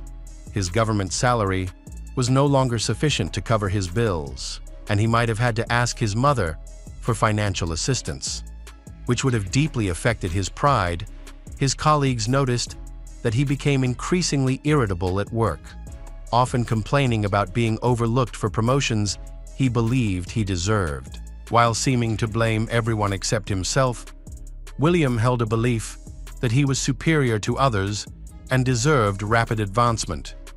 Achieving the position of Assistant Division Chief at 38 may not have seemed impressive to him. He likely felt He should have accomplished more after spending over a decade in the Foreign Service, these thoughts. Alongside other undisclosed factors, may have contributed to his gradually darkening mindset, which eventually drifted toward thoughts of homicide. An analysis of William's personal diary revealed that he was under significant stress during his 2-year stay in Washington, D.C. He complained of difficulties sleeping, and his psychiatrist prescribed a sedative called Serax, which was ineffective or at least did not help him fall asleep. It is important to note that missing doses of medications similar to Serax can lead to severe mood swings and increased agitation, especially for someone like him who is already facing personal challenges. Since Serax wasn't helping his insomnia, it is likely that William stopped taking it, consequently becoming emotionally unstable. The lack of sleep took a toll on him, and he also mentioned struggling with chronic depression, which medication could not alleviate. Additionally, various life events contributed to the emotional turmoil he was experiencing, a turmoil that would eventually drive him toward profound violence. Reports indicate that William was facing an impending Internal Revenue Service audit due to significant financial issues in his tax filings. This situation likely added stress to his personal life. He dealt with his mother's ongoing criticism about his career stagnation, along with his own frustration at being stuck in a desk job. He set his sights on a possible promotion that would send him back abroad. But this created further tension with his wife. His controlling personality may have made it difficult for Annette to fully enjoy living in different countries. Reports suggest she had begun studying art at the University of Maryland, which further upset William. He preferred that Annette stay home to care for their children while he pursued his duties in the Foreign Service, with their youngest child, now 5, and their oldest nearing adulthood. Annette might have been eager to take a step back from parenting and focus on herself for a change. Lobelia's presence made this possible. But it also meant that William was losing control over his family, something a control freak like him dreaded. Then, on March 1, 1976, he learned that the promotion he desperately wanted, the one he believed would solve all his problems, had been awarded to someone else. His hopes of leaving his desk job, receiving a salary increase, and proving his worth to his mother vanished. Soon after receiving the disappointing news, William informed his secretary that he felt unwell and would be going home early. The last sighting of William was outside the State Department building in the Foggy Bottom area of Washington, D.C. His colleague, Roy Harrell, noted that William looked very restless after leaving his office. The details of William's movements became unclear, but police confirmed that he withdrew all the money from his bank account. The amount he took out varied between a few hundred and a few $1,000s, highlighting how little he had after withdrawing the cash. William likely went to Montgomery Mall, where he bought a ball-peen hammer and a gas tank. He filled his car and the spare gas tank at a nearby gas station. Following that, he visited a hardware store and purchased a shovel and a pitchfork. He arrived home between 7:30 and 8 that evening. With the hammer in hand, police determined that he killed Annette first. She might have been in the kitchen preparing a meal or relaxing in the living room after the boys went to bed. It is likely that she was in the front hall when the attack occurred. Detectives later found blood in this area and in the upstairs bedrooms.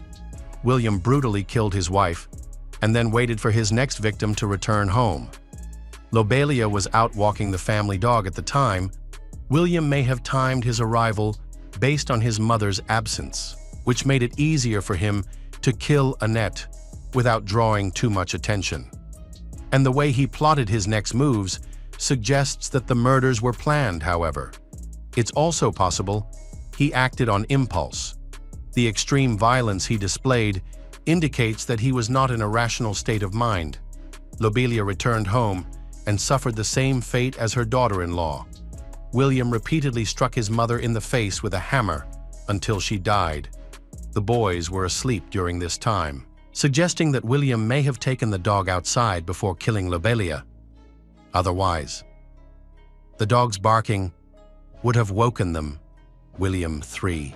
Brenton and Jeffrey were all in bed when their father came upstairs holding the bloody hammer he had just used to kill his wife and mother. The boys were still asleep while William attacked them. He placed the 5 bodies in his car and drove nearly 300 miles to North Carolina. The journey would have taken all night, and by the morning of March 20, he dug a shallow grave in a swamp near the town of Columbia, disposed of his family's bodies there, covered them with gasoline, and set them on fire. With the deed now done, William was free to make his getaway after disposing of his family's remains. William traveled to Jacksonville, where he purchased tennis shoes at a local sporting goods store. This part of the story becomes more puzzling, as witnesses reported that he was not alone. He had a dog with him, and some claimed he was accompanied by a dark-skinned woman. The store owner noted that the woman seemed to be from the Caribbean and was dressed elegantly. To him, they appeared to be a charming couple, and he described William as courteous and calm.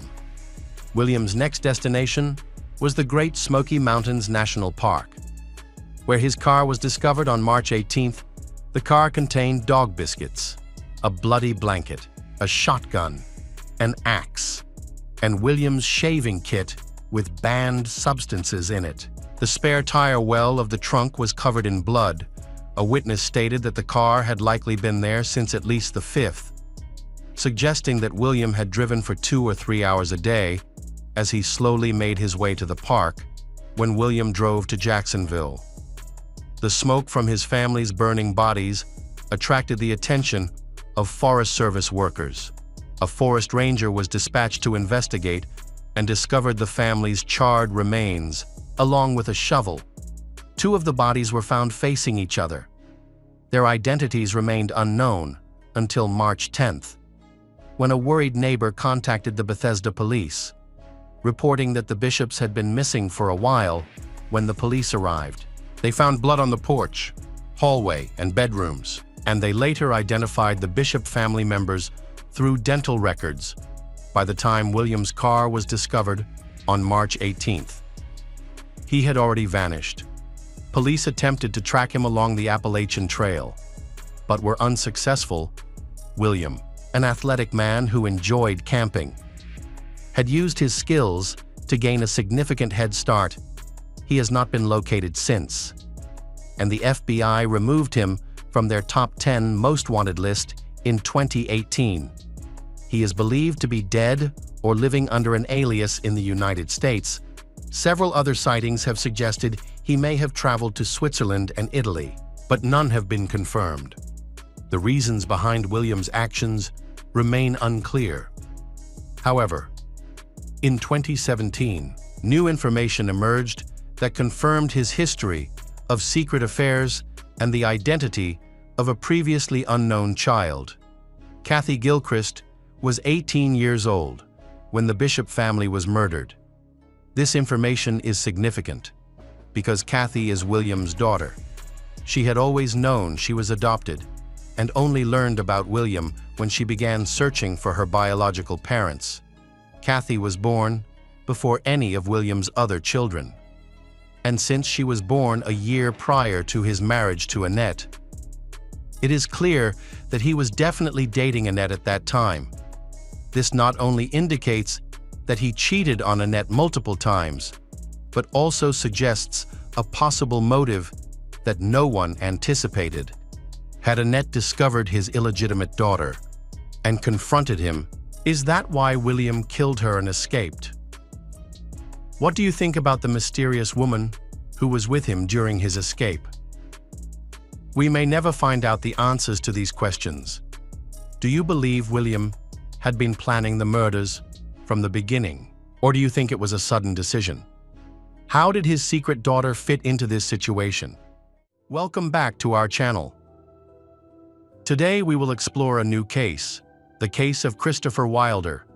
Some criminals leave a lasting mark on the criminal world, not only due to their brutality, but also because of the sophisticated methods they use to cover up their crimes. Today's story is about a series of mysterious murders that once shook America. Where dreams become nightmares, Elizabeth Kenyon, a 23-year-old aspiring model, had big dreams. She competed as a finalist in a beauty pageant in Florida, unfortunately. Her beautiful journey was tragically cut short on March 5, 1984. Elizabeth disappeared without a trace, worried. Her parents immediately contacted the Miami police to report her missing.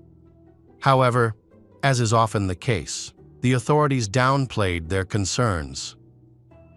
Claiming there was no need to worry yet, they suggested Elizabeth might be out celebrating her pageant success with friends or a boyfriend. The police advised the family to wait 24 hours before filing an official missing persons report. But her parents knew this wasn't like Elizabeth. She wasn't the type to party and always made sure to inform others of her plans. A day passed, but the police still made no move to solve her disappearance. Her mother, however, had a strong feeling that something terrible had happened to her daughter. Ultimately, her parents decided to hire a private investigator, together with Elizabeth's parents. The detective visited the apartment Elizabeth had been renting, hoping to uncover any clues. After searching the apartment, they found two notable items: an address book and a photo album. The album contained several pictures of Elizabeth's friends, while a small note inside detailed her schedule for the day she went missing. The note mentioned a planned meeting with a photographer at a specific address. When the investigator followed up on the lead, the building concierge confirmed seeing Elizabeth on the day she disappeared. She had been accompanied by a man. The detective soon discovered that the man she was scheduled to meet was Christopher Wilder. A 38-year-old who had been in a relationship with Elizabeth.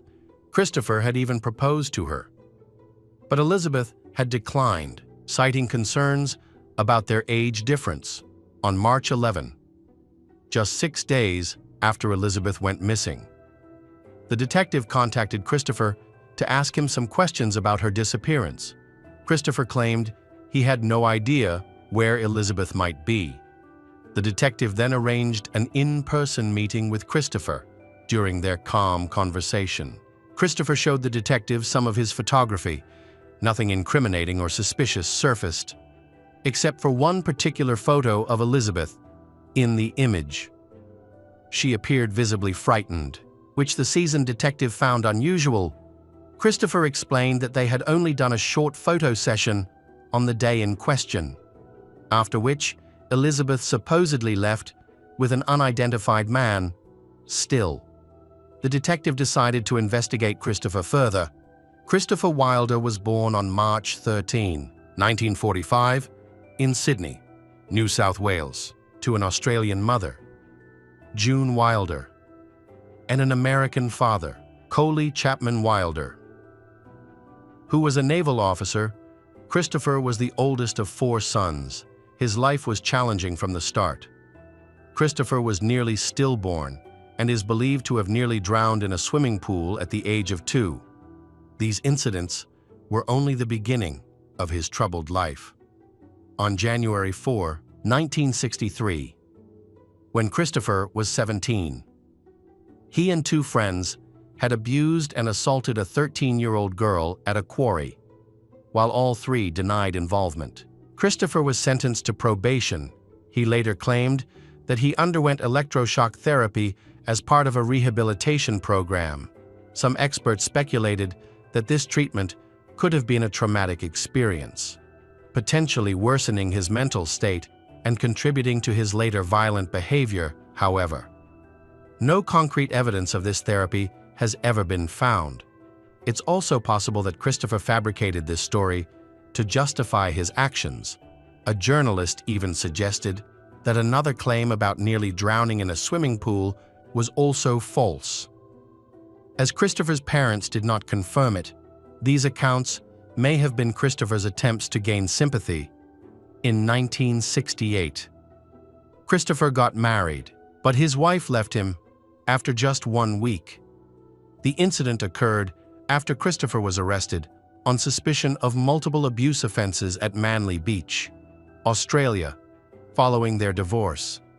His ex-wife informed the authorities that she believed Christopher had attempted to seduce her mother and another relative shortly after their marriage. She also discovered photographs of women in lingerie in his work briefcase and car, suggesting an obsessive fixation on women. Additionally, she suspected that he had twice attempted to strangle her during intimate moments, possibly with the intent to kill her in November of the same year. Christopher used the sensitive photos to blackmail a nursing student in Australia into having intimate relations with him, although the woman reported the incident to the police. The case was dropped because she refused to testify later. She revealed that her fear of retaliation from Christopher, whom she already perceived as unstable, had prevented her from coming forward. After emigrating to the United States, Christopher began a new chapter in his life, one that would eventually lead to his dark crimes. A resourceful. He entered the real estate business and achieved notable success, amassing a substantial fortune. With his newfound wealth, he purchased a luxurious waterfront mansion in the prestigious Boynton Beach area, located 25 miles south of Palm Beach. Along with a Porsche 911 and a boat, Christopher also developed a passion for car racing, participating in the Miami Grand Prix and embracing an extravagant lifestyle during this period. He frequently vacationed in Hawaii and the Bahamas. It was also during this time that he developed a strong interest in photography. He invested in high-end photography equipment to enhance the quality of his work and even converted a room in his mansion into a darkroom to fully immerse himself in the hobby. However, he was driven by other impulses, vastly different from art. Between 1971 and 1975, Christopher repeatedly became the focus of investigations related to abuse offenses. On one occasion, he lured a young woman into his pickup truck under the pretense of photographing her for a modeling agency. Of course, this was a lie, and the girl became a victim of brutal abuse. Despite numerous allegations from his victims, Christopher was never held accountable for his crimes. In 1977, a psychiatrist who evaluated him concluded that he was mentally ill. The psychiatrist considered him dangerous, recommended that he remain under constant medical supervision and participate in a specialized treatment program, according to the expert. Christopher harbored an obsessive desire to dominate women, degrade them to the level of slaves, and inflict pain and injuries. However, the psychiatrist's conclusions did not result in any legal consequences, and Christopher was acquitted by the jury on April 13, 1980. A 17-year-old girl named Carla Hendry from Beverly, Massachusetts, escaped from an attack and provided law enforcement with details about the perpetrator's vehicle. However, no action was taken. In 1982, while visiting his parents in Australia, Christopher was accused of an abuse offense involving two 15-year-old girls from Manly. He had lured them to a remote area and forced them to pose sensitively. Thankfully, the girls were not seriously harmed and were able to identify him. Leading to his arrest, Christopher's parents posted bail for him, and he was even permitted to return to Florida while awaiting his legal proceedings, which were scheduled for April 1984 during the investigation of Elizabeth's case. Authorities uncovered a connection to another case, just 7 days before Elizabeth disappeared. A 20-year-old woman named Rosario Teresa Gonzalez went missing during the Miami Grand Prix. Christopher, a racing enthusiast, had attended the event. Rosario, a model working for a marketing company, had been handing out flyers and promotional items at the event. She vanished shortly after the race. It was later revealed that she had agreed to a photography session with Christopher, who had driven off in his Porsche. The circumstances strongly suggested that Christopher was involved in the disappearances of both women. On March 12, 1984, Elizabeth's parents sought help from an FBI special agent specializing in homicide investigations at the Miami office. Frustrated by law enforcement's lack of interest in the case, the family hired a private investigator and reached out to the Miami Herald to raise public awareness about Elizabeth's disappearance, hoping to provoke a response from the suspected abductor. On March 16, 1984, the newspaper published an article claiming significant progress in the investigation. Though it did not mention Christopher by name, the article briefly described the suspect as an Australian, a race car driver, and an amateur photographer. The intention was to prompt a reaction from Christopher. Law enforcement finally began paying closer attention to these cases after the publicity surrounding them. When agents reviewed the evidence, they quickly noticed a suspicious link between the two missing women, Elizabeth and Rosario, and their scheduled photography sessions with a man named Christopher.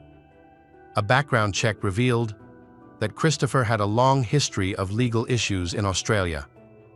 At the time, he was on probation for an abuse charge and awaiting a new trial. This discovery gave the FBI grounds to open a full investigation on March 20, around the same time. They received a report from Linda Grover, 19, about an attempted kidnapping. Linda described being attacked by a man who tried to abduct her, seemingly intending to keep her captive or abuse her as a slave. Thankfully, she managed to escape. Her description of the attacker matched Christopher exactly. An FBI agent immediately interviewed Linda. She said, while she was working, a man approached her, complimented her appearance, and offered her a modeling opportunity, claiming to be a fashion photographer. He invited her to his car to view his portfolio. Linda declined and walked away, but the man persisted. He followed her in his car, urging her to go to a park with him for a quick photo session. Promising to pay her $25, Linda refused again and went into the store. When Linda stepped outside, the man approached her again, although he appeared friendly. She sensed a sinister presence about him that made her uncomfortable. She scanned the area for anyone who might help if needed, but the place was deserted. Christopher tried to convince her to join him for a photo shoot, opening his car to show her fashion magazines. This all occurred in broad daylight in a public setting. Suddenly, Christopher struck Linda on the head, knocking her unconscious. When Linda woke up, she was immobilized and lying in the back seat of a car. She began crying, which enraged Christopher. He stopped the car, taped her mouth shut with duct tape, and forced her into the trunk. He then drove to Glen Oaks Motel. Once there, he stuffed her into a sack. Restricting her movement entirely, Christopher glued her eyelids shut with super glue, tied her up, and abused her to hours of torture.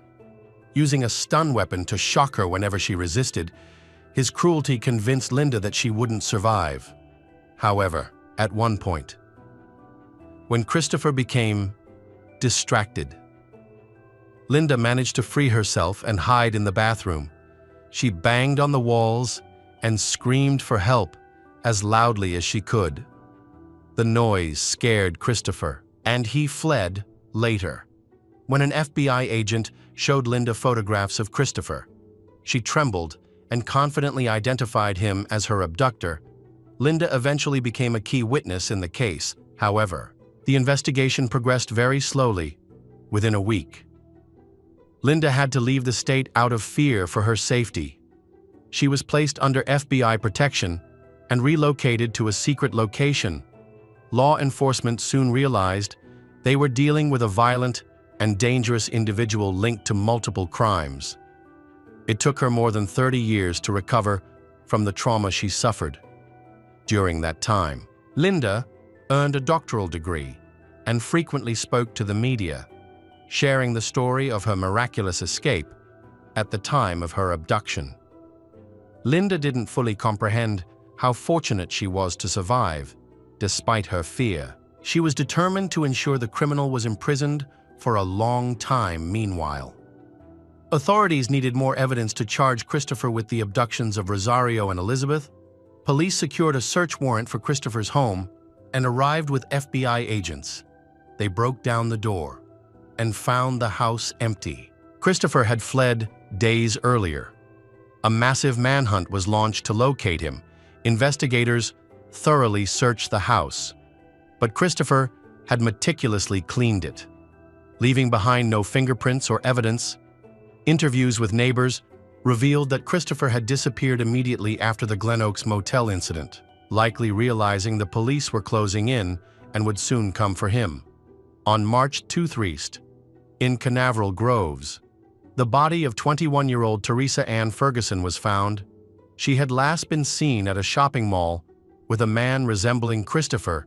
Investigators discovered that Teresa had been beaten with a blunt object and then strangled to death.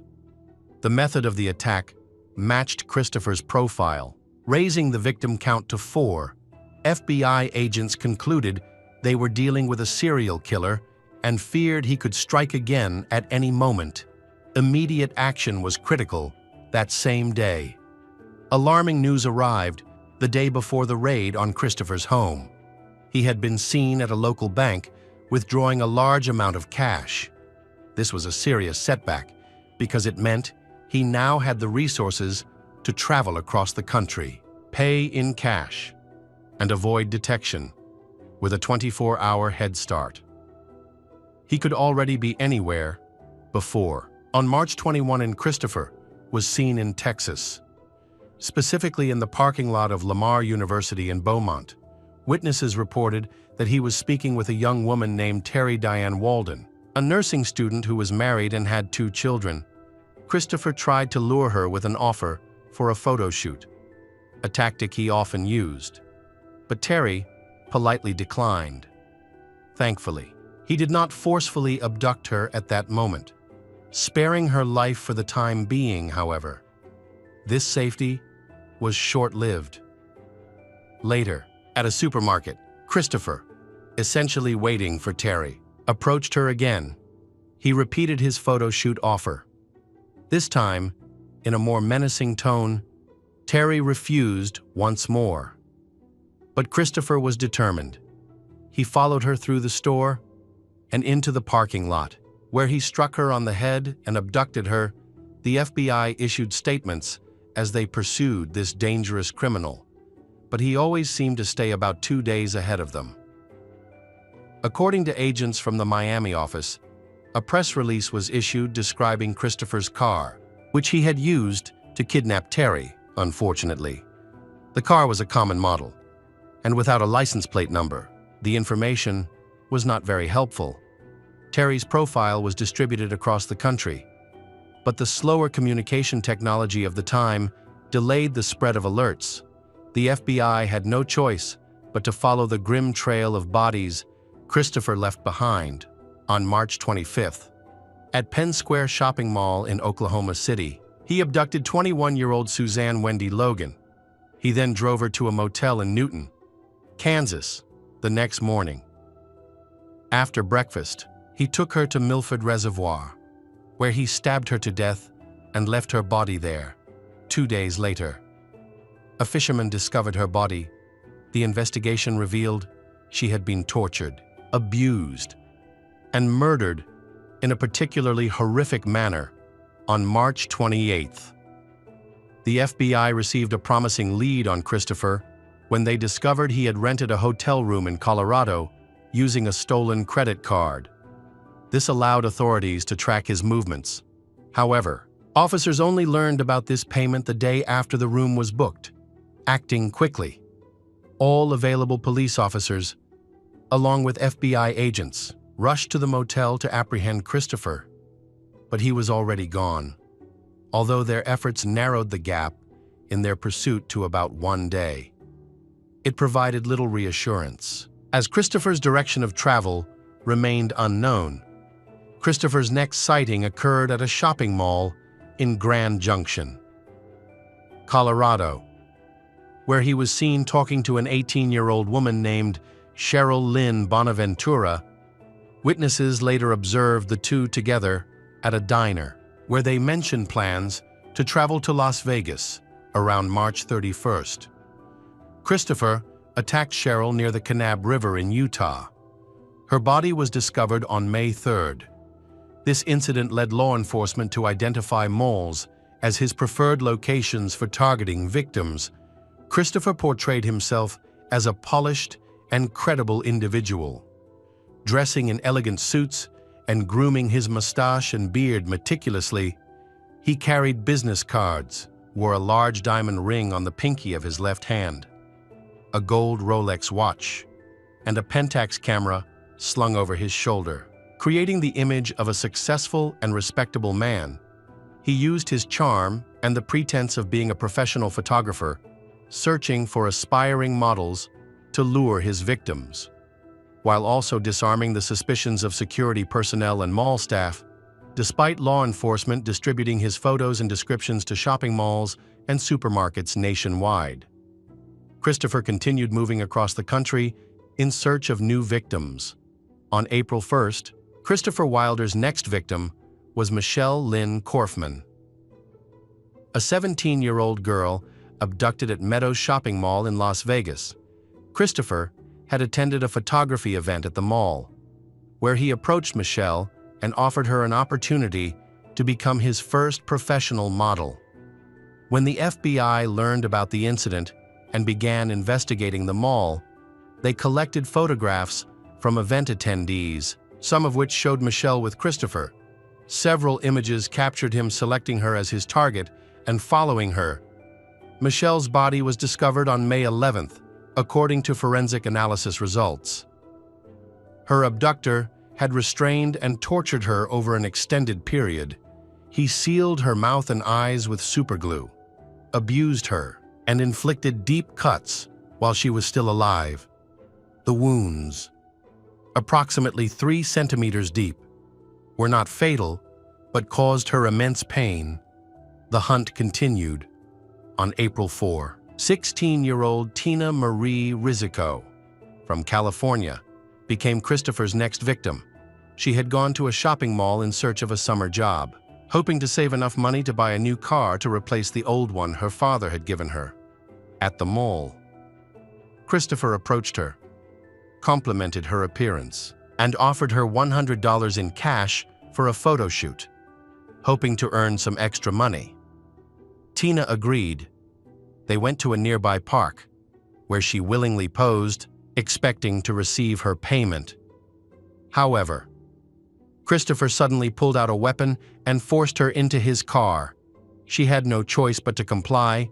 Christopher drove Tina to a motel in San Diego, where she was subjected to hours of brutal torture. He cut her with a knife, electrocuted her, beat her, and alternated these horrific acts with abuse assault when Tina disappeared. The FBI issued a special bulletin and held a press conference. By this time, Christopher Wilder had become the most wanted fugitive in the United States. Tina was his 7th known victim. With at least 6 others already confirmed, Christopher's name and crimes were being discussed on television, in newspapers, and on the radio. The FBI hoped this extensive media coverage would lead to his capture. In the spring of 1984, the FBI launched one of the largest manhunts in U.S. history. Despite their efforts, Tina remained missing, Authorities hoped she might still be alive, but in reality, she was enduring unimaginable suffering on the 6th day of captivity. Christopher told Tina he would set her free if she helped him lure in his next victim, desperate to survive. Tina agreed. Christopher had already chosen his next target, Dawnette Sue Wilt, a young woman who worked part-time handing out flyers in supermarkets. He forced Tina to pretend she was looking for work in order to convince Dawnette to get into his car. The plan worked, and several witnesses reported seeing an unknown man leaving an Indiana shopping center with 2 women. The man's description matched Christopher, whose face was now widely recognized across the country, despite promising Tina her freedom. Christopher refused to release her and forced her to watch as his victims endured horrifying torture. On April 12, 1984, Christopher, along with his hostages, saw a news report in which Tina's mother pleaded for her daughter's life. This triggered a panic attack in Christopher, something that had been happening more frequently in a frantic state. He left the motel with his captives. Later, in a forest, Christopher attempted to kill Dawnette. After enduring days of torture, Dawnette was so desperate that she begged him to kill her. Christopher stabbed her twice with a knife due to severe blood loss and the sedatives he had been administering. Dawnette lost consciousness, believing she was dead. Christopher abandoned her.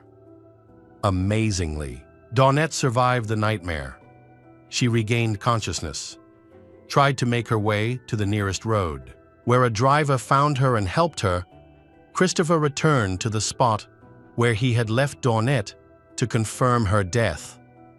But when he discovered she was no longer there, he panicked. Based on Dawnette's testimony, FBI agents determined that the suspect was heading toward the Canadian border. Investigators discovered he was driving a car stolen from Terry. The vehicle was soon found abandoned. Christopher managed to escape once again. He was next spotted at a shopping center in Victor, New York, where he targeted a 30-year-old woman named Beth Elaine Dodge to steal her Pontiac Firebird, again with Tina's assistance. Christopher took Beth to the woods and killed her. He did not abuse or torture Beth. He only wanted her car. After this cold-blooded murder, Christopher unexpectedly released Tina, even giving her money so she could return home. Tina became a crucial witness, providing detailed accounts of the horrors she endured during her captivity. FBI agents learned that Christopher had friends in Canada whom he had visited periodically before his crime spree. Law enforcement was convinced he was heading to them with his newly stolen car. Christopher had gained a significant lead over the agents. Authorities believed he was already en route to the border. In response, all available police forces were mobilized, and law enforcement agencies were alerted to the threat posed by Christopher. On April 13, Christopher stopped at a service station in Colebrook, New Hampshire, near the Canadian border. 2 state police officers at the scene recognized him as a dangerous criminal from distributed bulletins. As the officers carefully observed him, Christopher noticed their presence. He ran to his car and armed himself with a weapon. One of the officers attempted to tackle him from behind, leading to a struggle in which his weapon discharged twice. The first bullet hit Christopher, penetrating his back, while the second caused a fatal chest injury. The officer accidentally attacked himself despite suffering serious injuries. The officer survived, underwent a long recovery, and later returned to duty as a celebrated hero who had stopped a killer capable of taking more lives.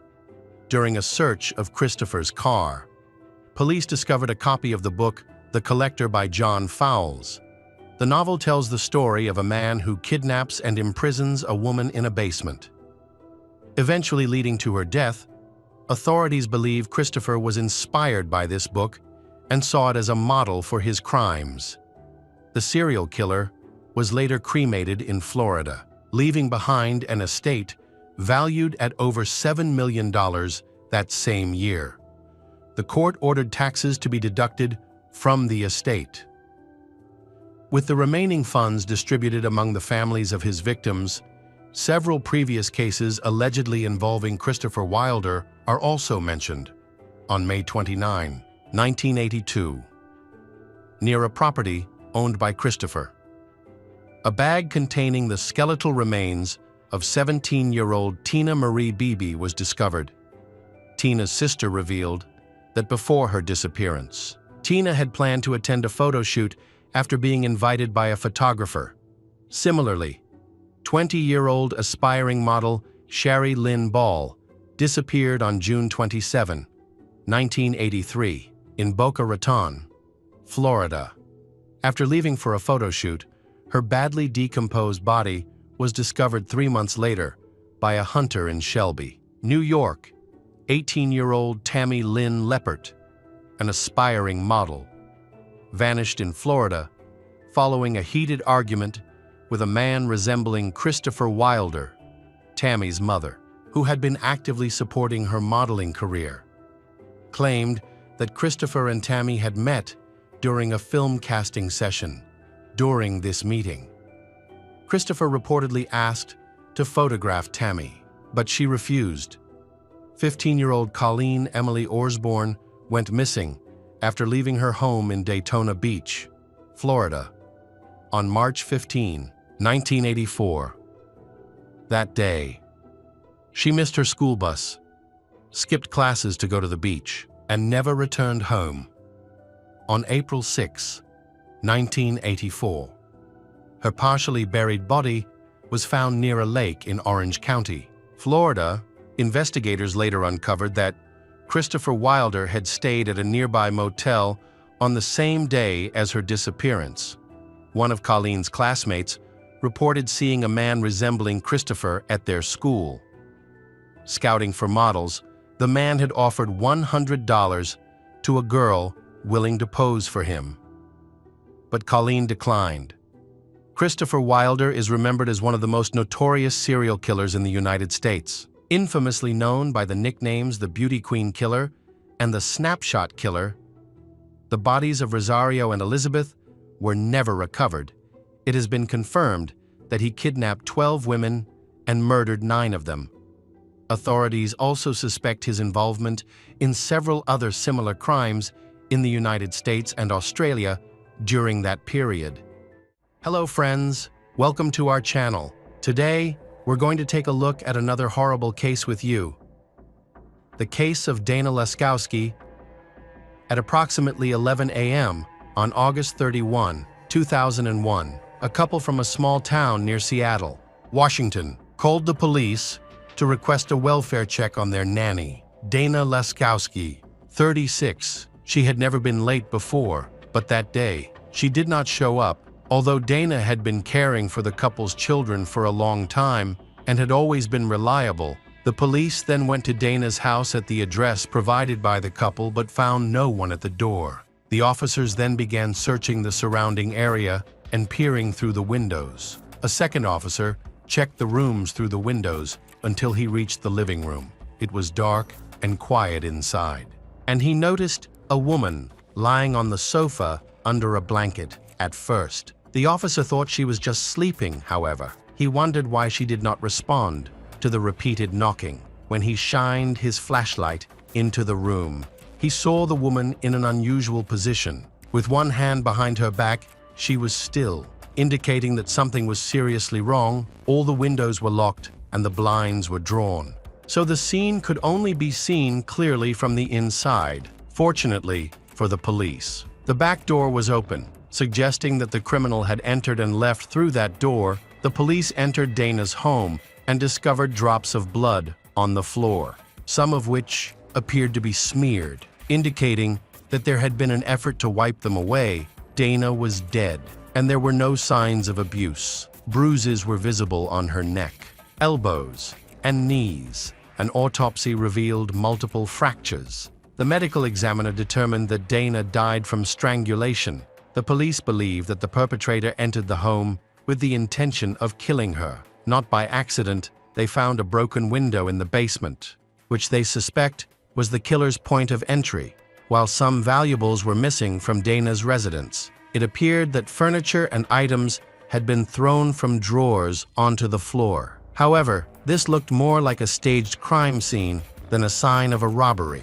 As the police walked through the kitchen, they noticed a knife rack that had been completely untouched. This could indicate that the attacker had carefully planned the crime in advance. Typically, victims would be struck in the face or head to disorient them, but there were no signs of such injuries on Dana. It appeared that Dana had been strangled instantly. Forensic experts understand that strangulation is not as simple as it appears. It is a lengthy process that requires considerable strength and endurance. An autopsy found only a single mark on Dana's neck, suggesting that her attacker had held her down. When the police discovered that Dana was the mother of 9-year-old triplets, they were anxious to search her home for the children. Fortunately, they discovered that the children were not present at the time of the attack. The events that unfolded shocked the entire local community. Dana was known for her kindness and sensitivity, making her an unlikely victim of a violent crime. She avoided conflict and did not participate in illegal activities. The police compiled a list of suspects when they began investigating messages from the security service regarding Dana's acquaintances. To all who knew her, she was considered a creative and caring person. Dana's creativity stemmed from her father, a highly recognized artist, while her caring nature was inherited from her mother. This nurturing trait guided her life path. Growing up, she often babysat and was highly regarded by her neighbors for her skills. Dana aspired to open her own private kindergarten more than anything. She longed to be a mother, but this dream proved difficult to achieve. In 1989, when she was 24, she met a man named Sam. Romance quickly blossomed between the young couple, and they were married within months. Dana longed to start a family, but she faced infertility challenges. After 4 years of treatment, she learned she was pregnant with triplets, 2 boys and a girl. It was a moment she and her husband had long awaited. However, new challenges arose. Dana became famous when she shared her story with a local newspaper in 1992, discussing the difficulties she faced throughout her pregnancy. In her 5th month, she was hospitalized and told by doctors that she could give birth within 72 hours and that they might lose their baby girl. The couple cried all night over the news. Dana was then advised to rest completely at the clinic. Miraculously, she managed to carry the pregnancy to 8 months. This was a difficult period, but also a significant victory for her, something she often talked about later. In April 1993, she gave birth to triplets. The girl was the smallest, weighing just 1.5 kg, while the boys each weighed around 2 kg. The couple began to face new challenges when it came to raising children, which was not easy. However, Dana handled the situation very well. In 1996, she was interviewed as a local celebrity for having given birth to triplets. When asked about raising 3 children at once, she humorously recounted the moment when she was so exhausted that she went to the shops in her pajamas and slippers. Tragically, Dana, the proud mother of 3, was found strangled in her own living room. The police are investigating her surroundings to determine who might be responsible. It was revealed that in 2000, after 11 years of marriage, Dana chose to divorce Sam and raise the children on her own, along with her 3 children. Her 17-year-old niece, Amanda, who frequently ran away from home, and a friend named Emily Launborg also moved in with Dana after the tragedy. The police found very little evidence at the scene. They needed to interview all of Dana's relatives, starting with her ex-husband Sam. Initially, there were suspicions surrounding him. The police tried to inform him of the tragedy, but were unsuccessful. They also needed to check on the triplets, who were believed to be with Sam at the time. Sam did not answer calls for several days, raising serious concerns about his involvement. However, Sam eventually called the police back, explaining that he had gone camping with the children and was unaware of the situation. He said they had no cell service at their campsite, so they were unable to listen to any voice messages from family members upon returning from the trip. Sam and the children were shocked to discover multiple voice messages from the police, family, and friends, all relaying the tragic news of Dana's death and the urgent search for Sam and the children. At this point, Sam became the prime suspect in the case. The police suspected that he may have intentionally run away and kidnapped the children. The couple may have had ongoing disputes over child custody, alimony, and unresolved issues from their divorce, which could have provided him with a possible motive. The police discovered that Sam was unhappy with the court's custody ruling. He wanted to spend more time with the children, but his access was severely restricted. Additionally, Dana had moved away, making it difficult for him to visit and be with the children. Several witnesses noted that he was greatly affected by divorce, viewing her actions as an attempt to tear their family apart. However, he never acted cruelly or aggressively toward her or the children. The police quickly noticed that he was a tall man, indicating that he had the physical strength to handle Dana. Their suspicions grew as they spoke with him. He refused to provide fingerprints and a DNA sample, claiming that he did not want to be named as a suspect. Sam also mentioned that his DNA samples were at the Dana house because he frequently visited during meetings with the children. He had several cuts on his legs, which he said he received while playing baseball with his sons, a claim that was later verified. Sam insisted that he had been with his sons the entire time. 3 hours away from Dana's house, he even had a gas station receipt to back up his alibi. The triplets confirmed that they had been with their father the entire time and that he had not left to go on any long trips. While it was theoretically possible that Sam could have driven 3 hours to the house, committed the act, and returned while the children were asleep, this scenario seemed unlikely. A caring father would not have left his children alone in the woods for 6-7 hours, and the children repeatedly claimed that he had been with them the entire time.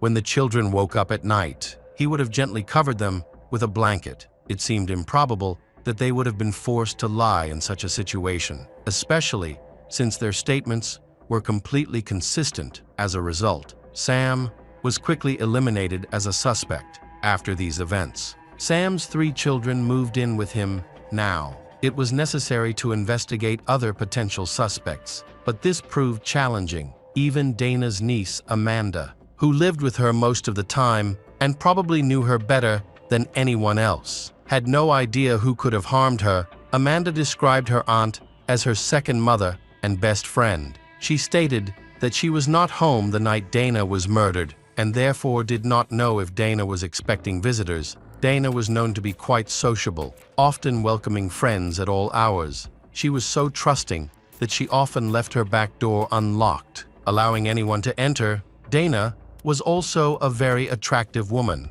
which could have attracted the attention of dangerous people. The police found the family's behavior quite alarming and contacted them to conduct a welfare check on Dana. It was clear that they knew something, which led the police to question them again. They were the ones who hired Dana as a nanny. When asked by the police about the situation, they shared that in Dana's neighborhood, there was a man named Patrick who was installing internet cable. He met Dana unexpectedly and, for a month, kept asking her out on dates. He left poems and notes on her back door, which she ignored. According to the family who hired Dana, she had no interest in Patrick. However, his letters became increasingly alarming and disturbing as he began to stalk her and detail her activities at specific times before her death. Dana even contacted a friend, urging her to ask the police to review her phone records if anything happened to her. She expressed that Patrick's constant phone calls frightened her.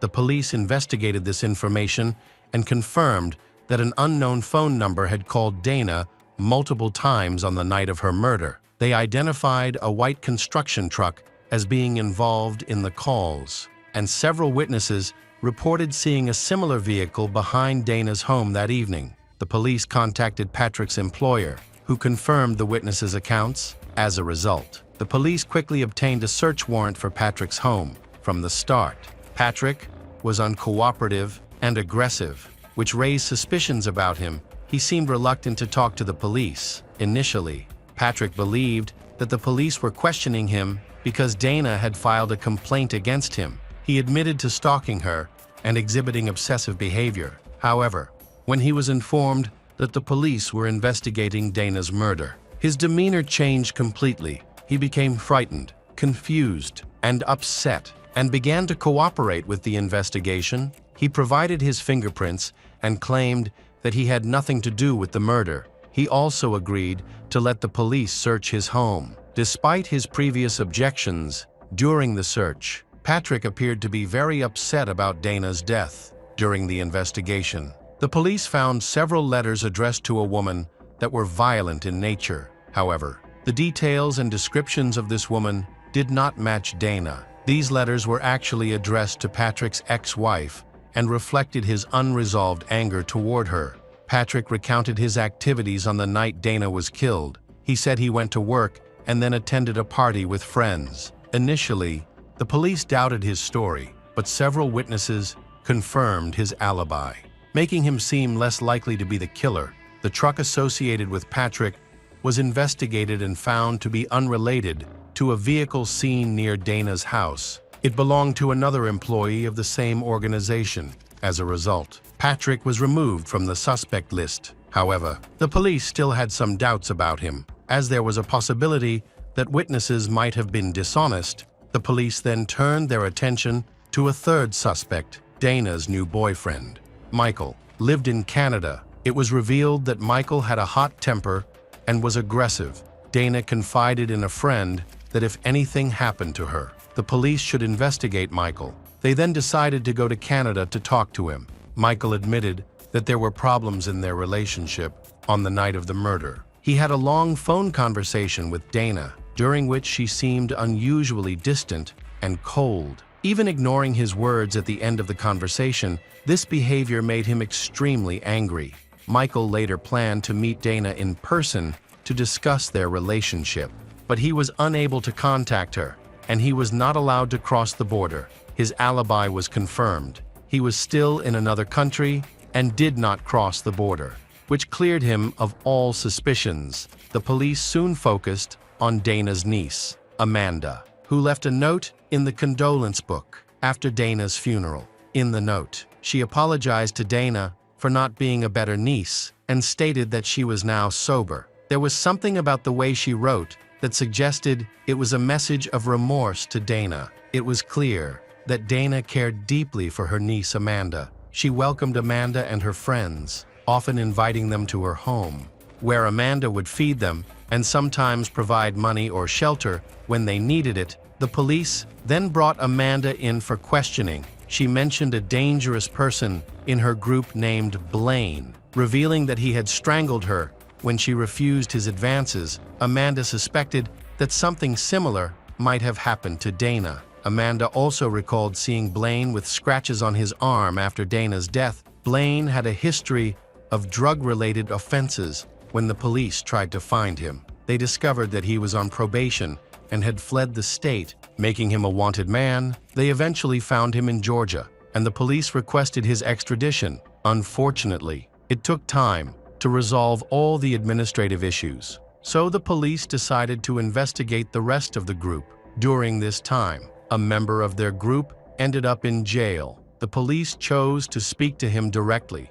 He seemed just as suspicious as Blaine, but quickly claimed that his gang was not responsible for Dana's death. He revealed that Emily Launborg, Amanda's best friend, was a frequent visitor to their home. Emily and Amanda were rebellious teenagers who often stayed with Dana. Initially, the police were skeptical of the information they received. They felt that Emily, a short, slender 17-year-old girl, might not have been strong enough to take on a grown woman. However, as they spoke to other members of the group, the investigation took a different direction. They learned from multiple sources that Emily was known for her incredible physical strength, which belied her appearance. Emily had a history of fighting and reckless behavior. Witnesses described an incident in which she overpowered a much larger adult man. Emily's actions were quite violent. She had tortured and killed animals. The teenagers provided the police with crucial information,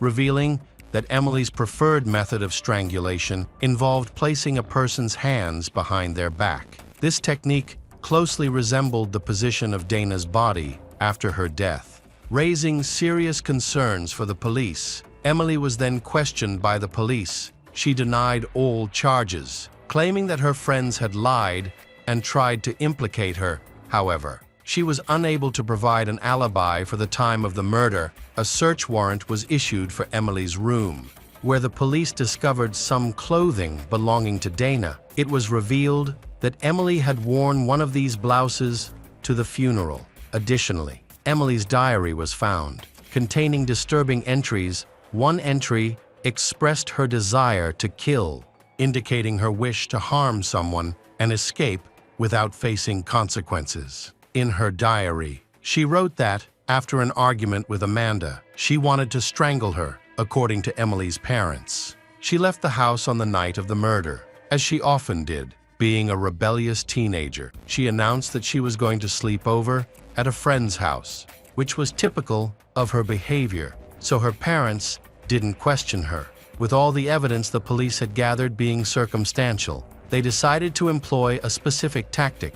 They brought Amanda in for questioning and told her that they were aware of her lies. Without revealing any specifics, this approach proved effective. Amanda, Dana's niece, admitted to Emily's involvement. She revealed that both she and Emily had returned to Dana's house on the night of the murder while under the influence of drugs. They had used various substances throughout the night to the point where they could not recall which ones they had taken. The girls entered the house through an open back door and began rummaging through Dana's belongings in search of money. Dana noticed them and confronted them about their actions. When Dana asked them to leave, Emily became angry and insisted that she would not leave without the money. When Dana refused to give them cash, Emily became enraged and attacked her, strangling her. Amanda was so frightened that she turned away and closed her eyes to avoid witnessing anything. She did not see her friend confront her aunt, but she heard a crack, which she interpreted as a bone breaking, followed by a final gasp that signaled the end of the struggle. After the attack, Amanda and Emily grabbed the two cats and left. Emily attacked Dana, who had cared for her like a mother. In a sudden outburst of violent rage, Emily interpreted Dana's kindness as a sign of weakness and took advantage of it. She was not accustomed to rejection, which made her extremely angry. The police speculated that drugs may have played a role, but others believed that deeper issues were at play. Dana had objected to Emily's friendship with a dangerous person. Having noticed Emily's behavior deteriorating over time, the police did not have strong evidence against Emily. So, they focused on Amanda as their best chance for conviction. They offered Amanda a deal if she testified again before the grand jury. All charges against her would be dropped. Granting her immunity, Amanda accepted the deal. However, the prosecution's case in the Supreme Court remained weak. Emily was eventually offered a plea deal, which she accepted. Admitting her guilt, this allowed her to avoid a harsh sentence. Emily Launborg was later sentenced to 7 years in prison. Emily changed her name and got married. She had 2 children, but later divorced. She is no longer in contact with Amanda. Welcome back to our channel. Today we will explore a new case, the case of Barbara Kendhammer. Todd Kendhammer and Barbara met when they were both 16. Todd confessed it was love at first sight. They became close friends and eventually started dating in 1989. 2 years later, they got married and began their life together in Wisconsin. They soon welcomed their daughter, Jessica, followed by their son, Jordan. Jessica shared that her mother often called her father a wild rabbit because he was always full of energy and constantly coming up with new and crazy ideas. Barbara wholeheartedly supported Todd in everything he did. They had a loving relationship and rarely argued.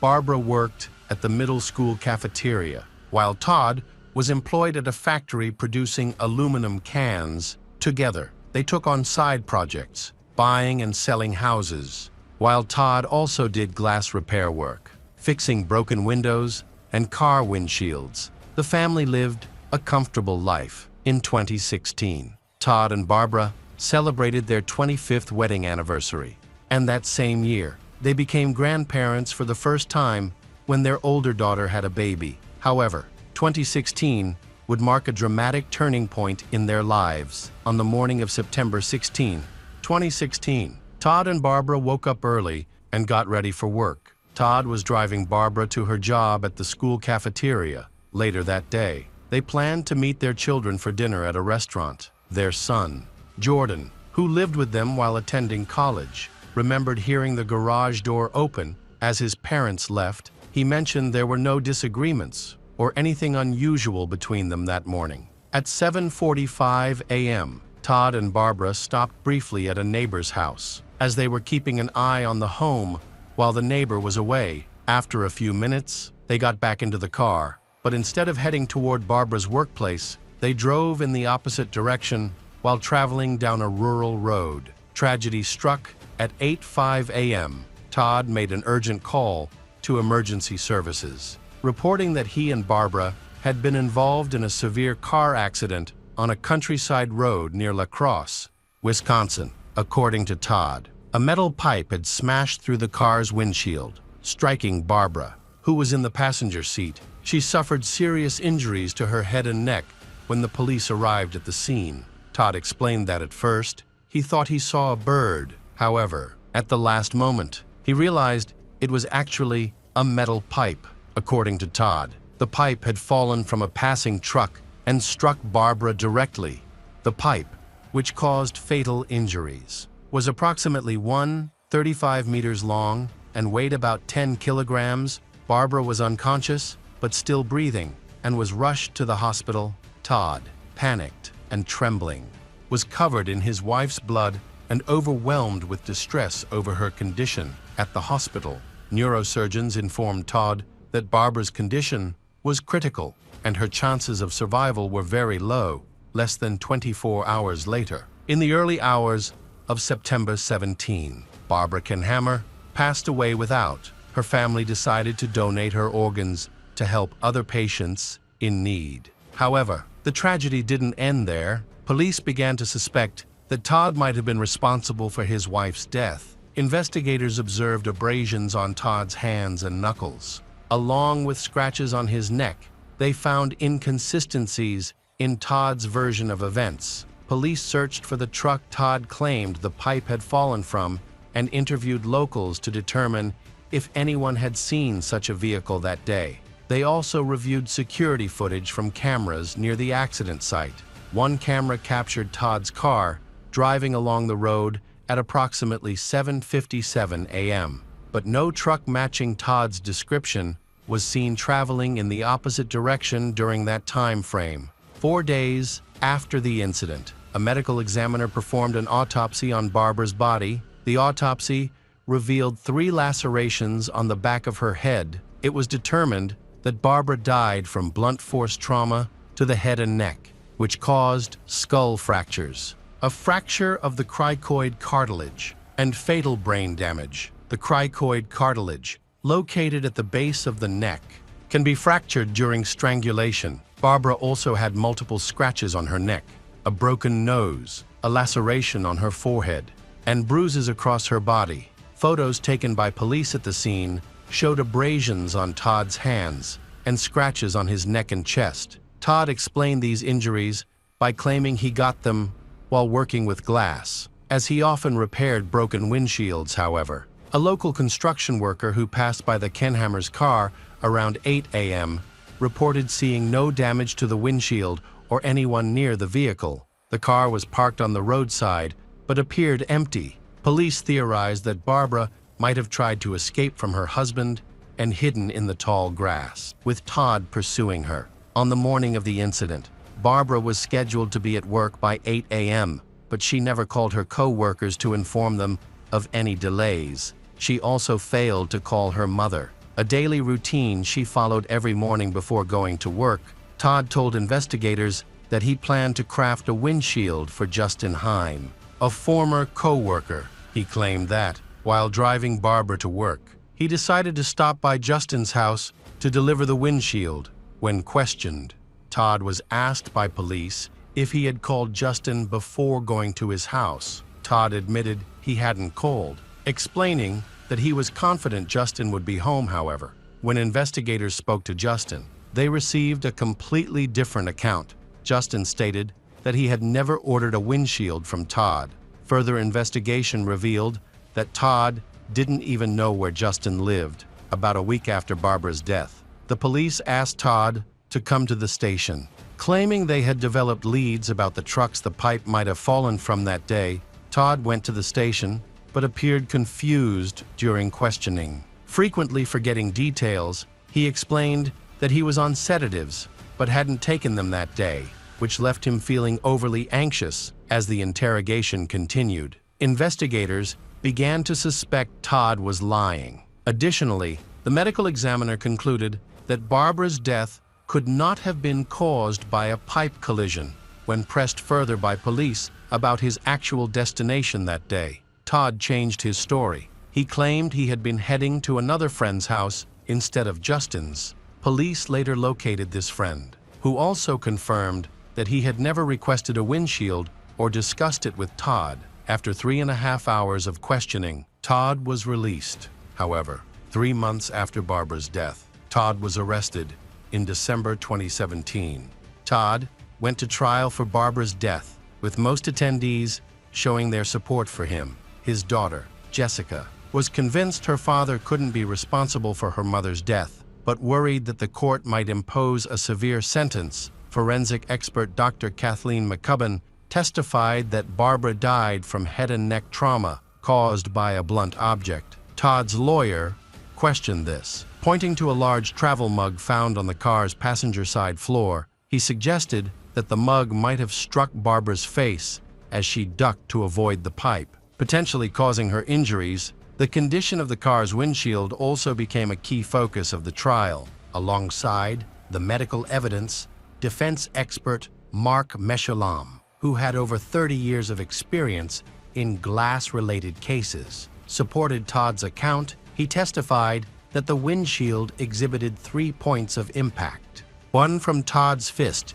hitting the glass, another from the pipe entering the windshield, and a third from Todd pulling the pipe out. However, police forensic experts disagreed, concluding that the windshield only displayed 2 external impacts, ruling out the possibility of the pipe hitting it twice. Jessica and Jordan strongly defended their father during the trial. They couldn't believe he would kill their mother and then call the police just 5 minutes later. Jordan argued that, had their father intended to harm Barbara, he wouldn't have staged a complicated pipe incident on a busy road, especially since he owned around 28 weapons stored in the basement on the witness stand. Todd insisted he had never physically harmed Barbara. He explained that he panicked during police questioning and gave inconsistent statements. He said, "When I watch the video, I see myself in it.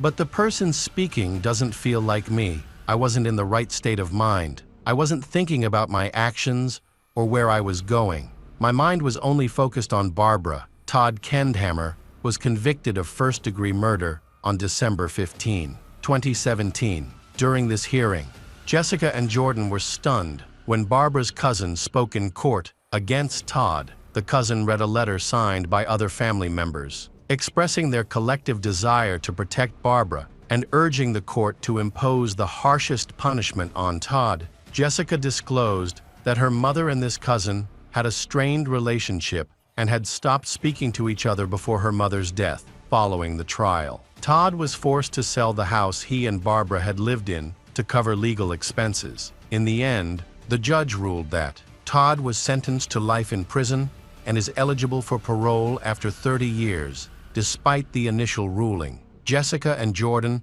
refused to give up and were determined to clear their father. In August 2021, 4 years after his conviction, Todd returned to court once again.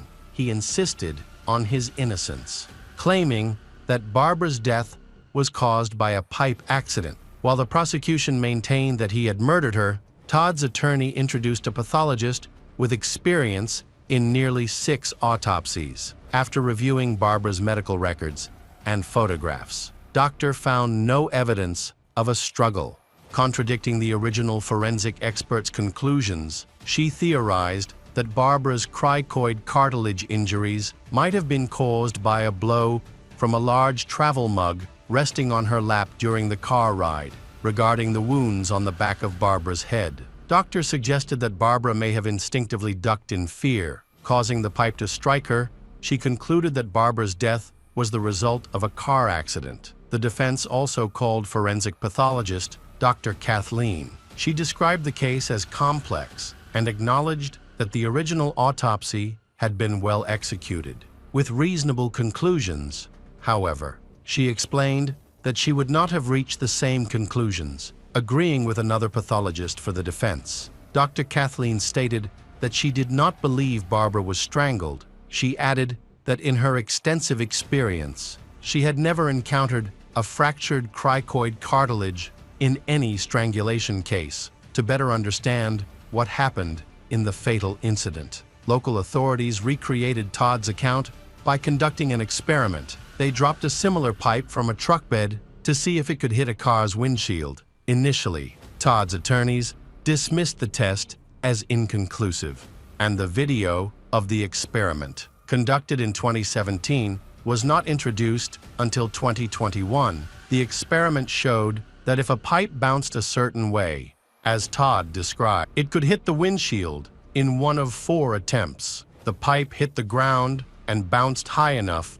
to reach the windshield. Lending credibility to Todd's version of events, the attorneys also presented additional videos of similar accidents to demonstrate that Todd's case was not unusual. Although these other incidents did not involve fatalities, the vehicles were damaged by pipes in comparable ways. Ultimately, the jury was convinced that the testimony regarding strangulation was the most credible. Despite the defense's efforts to offer another explanation, in May 2022, the judge denied Todd Kenthammer's request for a new trial, but Todd intends to appeal the decision. Todd's daughter, Jessica, shared, "I used to get annoyed when Dad would constantly call me or invite himself over, but now I miss that so much. I miss my parents all the time."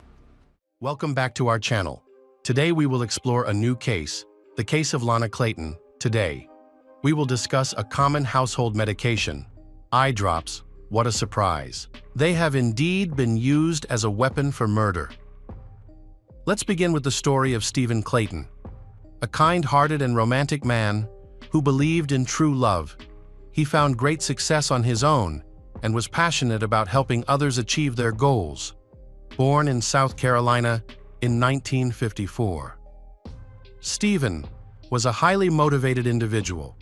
By the age of 30, he had established a successful physical therapy business focused on sports injury treatment and rehabilitation. For many years, Stephen lived his dream and achieved remarkable success, earning millions by 1995 and running a large company. After selling his business, he chose to enjoy life and dedicated his free time to teaching and mentoring young entrepreneurs, helping them realize their dreams. Throughout his life, Stephen positively influenced many people, and those he helped felt fortunate to have known him. Stephen was a firm believer in true love and made several attempts to find his soulmate. Despite his past relationships not working out, he remained hopeful of finding the one. His last marriage was to Lana Clayton in 2010. Stephen, who had moved to North Carolina, met Lana online. She was 10 years younger than he was. He quickly became infatuated with her. They got married in November 2013, when Stephen was nearly 60 years old, and Lana, his 7th or 8th wife, after 2 years of marriage. They moved into a luxurious mansion on the shores of Lake Wylie in South Carolina. Designed to resemble George Washington's estate, it was a beautiful, idyllic location surrounded by nature, Stephen had sufficient funds to support this lifestyle even after many years of retirement. Meanwhile, Lana continued to work as a medical professional with the U.S. Department of Veterans Affairs. Caring for veterans in various hospitals, her kindness and compassion deepened Stephen's love for her. She was exactly who he wanted by his side for several years. Stephen's family felt very close to Lana, believing that she and Stephen brought each other happiness. With no apparent signs of trouble in their relationship, little is known about what happened later in Stephen and Lana's marriage. But by 2018, Stephen had passed away on July 21.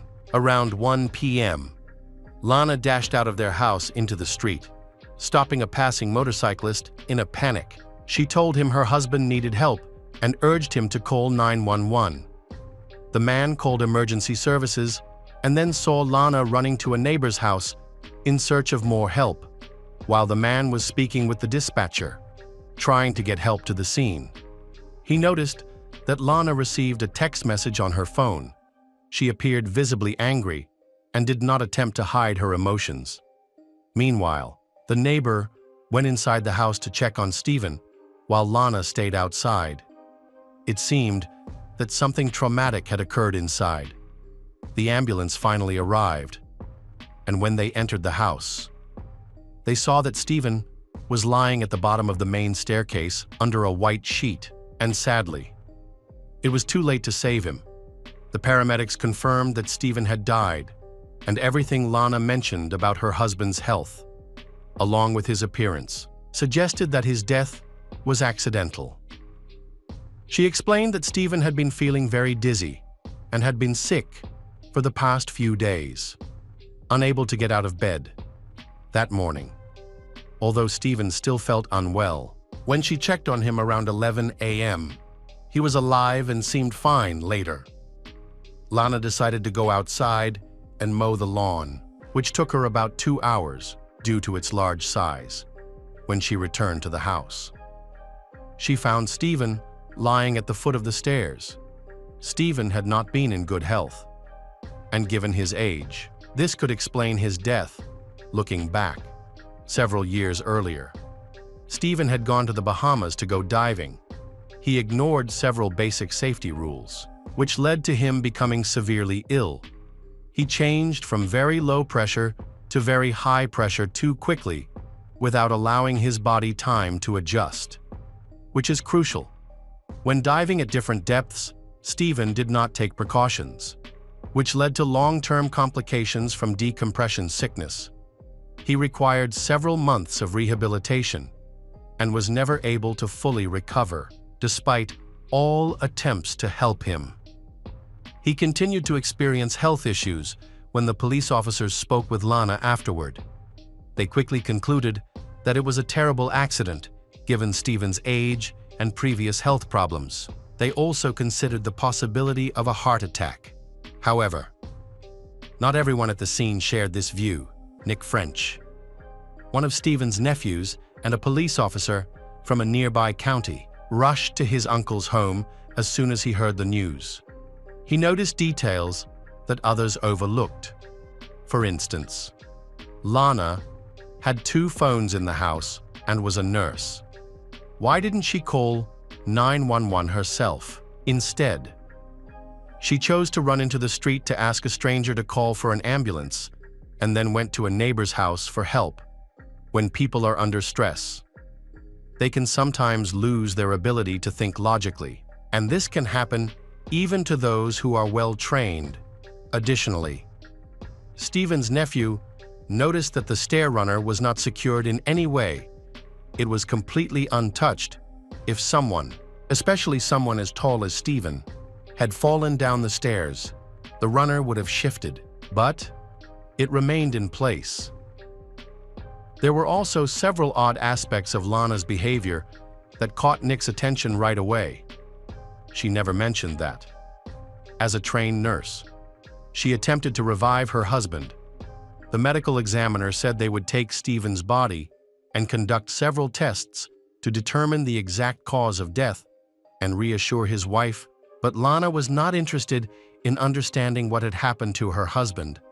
Her primary concern was to get him to the morgue quickly. Everything about the situation seemed suspicious when someone brought up the investigation into the cause of Stephen's death. Lana appeared very uncomfortable.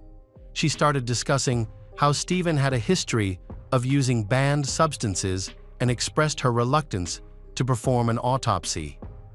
Fearing it would damage his reputation, however, she quickly added that he wasn't a heavy user. He smoked a little weed and maybe tried some other things occasionally. As she spoke, Lana's demeanor grew increasingly suspicious, especially when Nick suggested contacting Stephen's other nephew, Chris Fagan. Lana strongly opposed this idea, claiming she didn't want Chris to see his uncle in such a condition, believing it would be too difficult for him. However, Chris was an adult and deserved to be informed about what had happened. Nick tried 3 times to persuade Lana to tell Chris, but each time she refused. Ultimately, Nick decided that Chris needed to be informed, and so he would call Chris anyway, while an upset Lana sat on the couch speaking with police officers. Nick went upstairs to make a private call. First, he noticed that Stephen's mobile phone was missing, which was unusual since Stephen always carried it with him. He thought the phone should be lying next to Stephen's bed, on the dresser, or on the bed, but it was nowhere to be seen. Another strange thing Nick noticed was the condition of the room. Although Lana had mentioned that Stephen had been sick in bed for several days, he expected to see a typical mess: tissues, cups, and medicine packaging scattered about, along with the smell of illness. Instead, he was confronted with something entirely different. The bed was completely soaked with urine, indicating that Stephen had been left in deplorable conditions. This was alarming to Nick, especially since Lana, a nurse experienced in caring for veterans, should have ensured her husband was looked after, even if she wasn't sleeping in the same room as him. She could have at least changed the sheets. Investigators believe that Lana intentionally discarded Stephen's phone while he was in bed, preventing him from calling for help. They also think she may have taken his phone several days before his death, since his sister was unable to reach him, which was unusual for him. Chris, Stephen's nephew, whom Lana had wanted to avoid contacting, was eventually informed about the situation. He decided to visit her to see how she was doing and to discuss matters in person. And upon his arrival, he brought up the topic of the will. As the heir to Stephen's estate, Chris wanted to locate the will so he could handle his uncle's affairs. However, Lana claimed that Stephen had not created a will. Chris knew this couldn't be true because he had seen the will before. Furthermore, it was hard to believe that Stephen, who was wealthy, intelligent, and 64 years old with health issues, would not have prepared one. The main surprise came when the Clayton family learned that Lana had destroyed Stephen's will. She had started a small fire and burned a stack of legal documents. Lana believed that by doing this, as Stephen's wife, she would automatically inherit his entire estate under South Carolina law, but her actions went further. 2 weeks after Stephen's passing, during his wake, family and friends noticed that Lana had already collected all of his belongings and was trying to give them away at his funeral. She offered his items to relatives, stating that anything they didn't take would be given to outsiders. This behavior raised eyebrows and didn't match what one would expect from a grieving widow. Stephen's nephews were determined not to let their doubts about Lana be ignored. They discreetly contacted the morgue, requested an autopsy and toxicology tests on behalf of the family. All without informing Lana, the forensic toxicologist and medical examiner conducted tests that revealed the true cause of Stephen's death. They discovered that Stephen Clayton had an extremely high level of a chemical commonly found in some eye drops, particularly those used to treat redness. This chemical is designed to constrict blood vessels in the eyes when applied, but when ingested in large amounts, it can depress the central nervous system, cause rapid heart rate, and even result in death, since this substance is colorless, odorless, and tasteless. It can be consumed unknowingly, making it very dangerous. Even at lower doses, it can cause unpleasant side effects like vomiting and diarrhea, while higher doses can lead to life-threatening situations. With this new information in mind, investigators needed to determine whether Stephen had ingested the eye drops. Therefore, on August 29, 2018, Lana was called in for questioning under the pretext of clarifying some details. At that time, she thought she had avoided suspicion. In reality, the detectives wanted to share their findings and observe her reaction, although Lana was aware that an autopsy had been performed without her knowledge. She was unaware that FBI agents and personnel from the York County Sheriff's Office were in the next room, listening to her. During the interrogation, Lana initially acted like a grieving widow who had no idea what had happened to her husband. However, when the detectives began discussing the eye drops, she quickly realized their significance, and her behavior shifted dramatically. She seemed to know about the substance and started to weave a complicated story about Stephen. She claimed that her husband had discovered that adding a few drops of the medication to his morning coffee could act as a laxative, which he had been doing due to his bowel issues. This was her explanation for why the substance was found in Stephen's body. There were many other products available that could address this issue. Lana herself was a nurse, and the detectives couldn't understand why Stephen had been doing this for some time. However, Lana soon sensed that they doubted her initial account. So she changed her story. She suddenly began to assert that Stephen had abused her for years. She attempted to persuade the detectives that her husband was a terrible and cruel person who had used illegal substances. The detectives quickly recognized that her claims were false, as they had already reviewed the toxicology report. If Stephen had been using banned substances regularly, it would have been evident in the report. They also looked into her accusations of his cruelty and found no evidence to support them. Ultimately, Lana began to realize she was in a precarious situation. The interrogation concluded with her returning home. Unaware that the investigators were closely monitoring her, apparently, she thought a lot while driving home, because when Lana got home, she sat down with the detectives and told them almost everything. Lana disclosed that after enduring years of abuse from her husband, she finally reached a breaking point. She admitted to pouring an entire bottle of eye drops into his water, claiming she did not intend to kill him, but wanted him to suffer. Her goal was to make him ill for a day or two, so he wouldn't bother her, giving her a chance to escape his constant demands.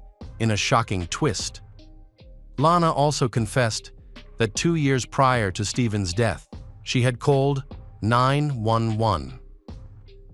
Claiming she accidentally shot him in the back of the head with a crossbow, she explained that she was just loading the crossbow for protection and accidentally shot him while he was sleeping.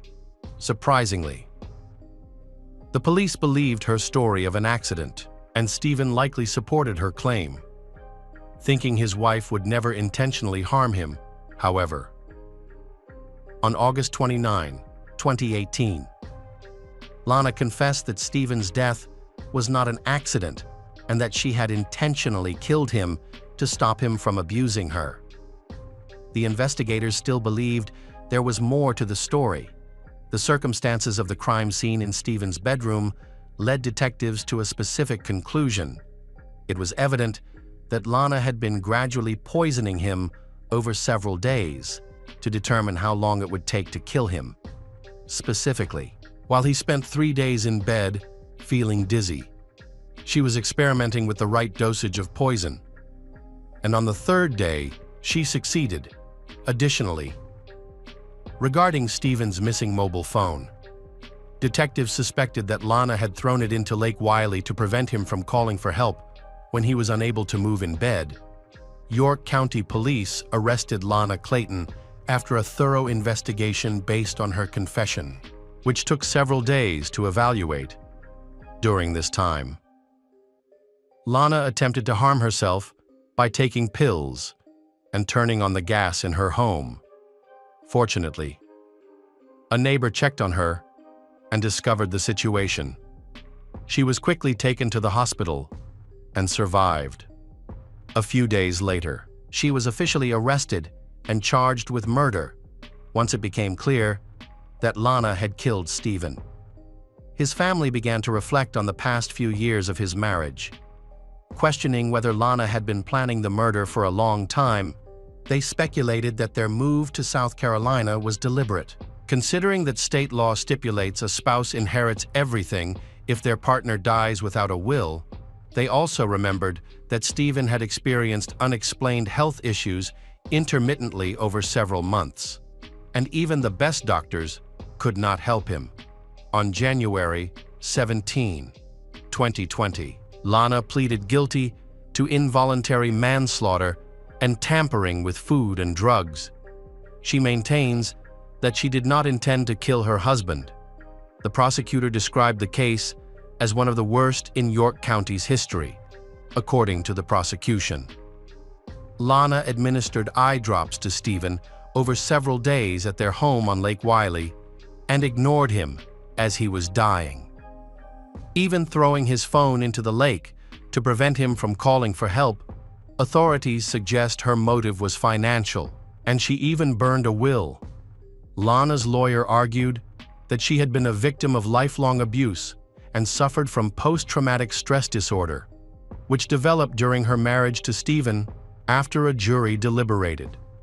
Lana was sentenced to 25 years in prison without parole. This was a well-thought-out and successfully executed plan on Lana's part. Stephen's relatives confronted the deception of the evil murderer, whom they believed to be not only a good person, but also their friend. Lana deceived not only Stephen, but also his family and friends. Welcome back to our channel. Today we will explore a new case.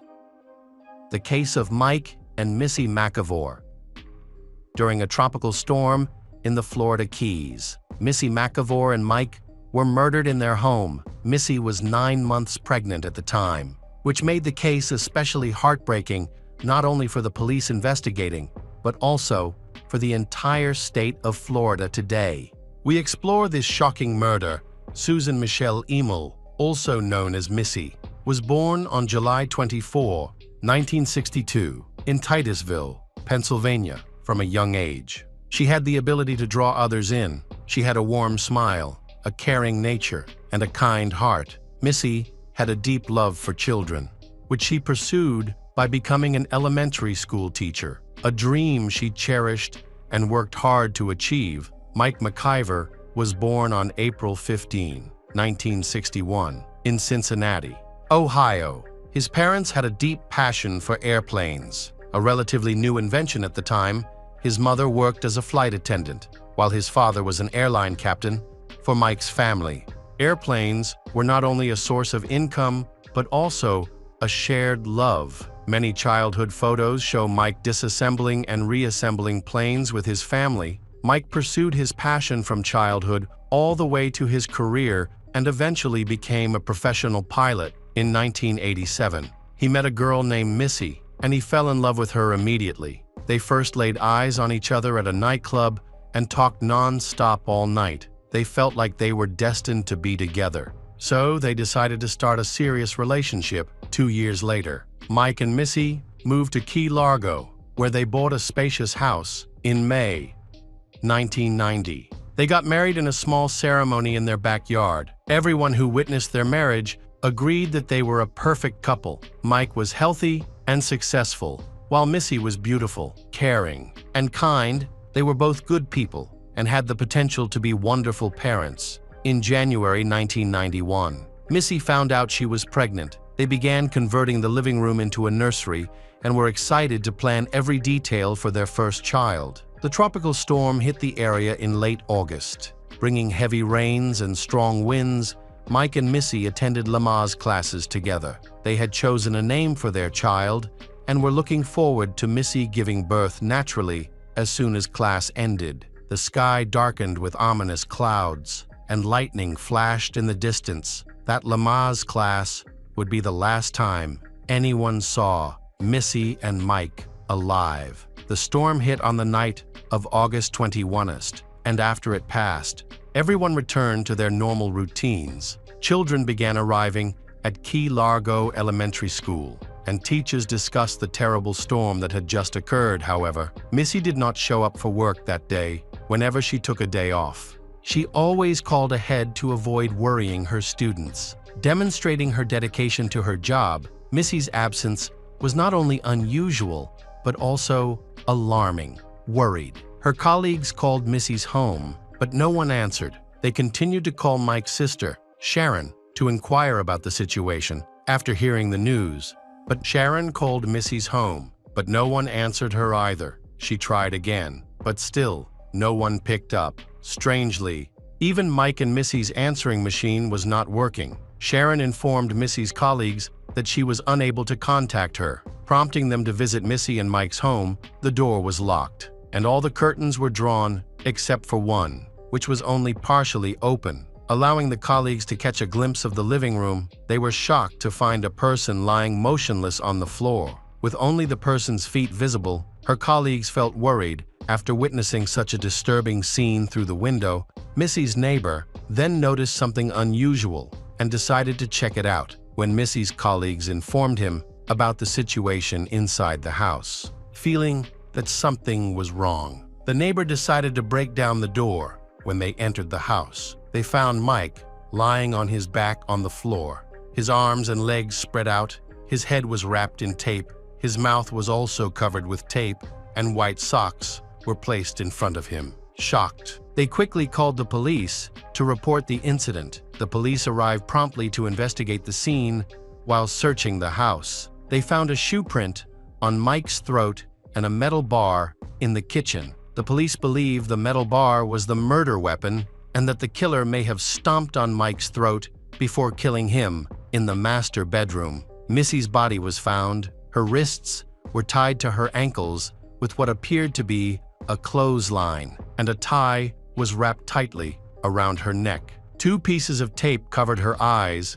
Missy had been abused while she was pregnant and then strangled to death. In the following months, the townspeople began installing alarm systems and purchasing weapons, worried that they might be the next victims. Meanwhile, the police were trying to determine what had happened. They believed that the killer had cut the phone lines and entered Missy's house using a ladder left by a contractor. The timing of the attack during a storm allowed him to enter and exit the house undetected.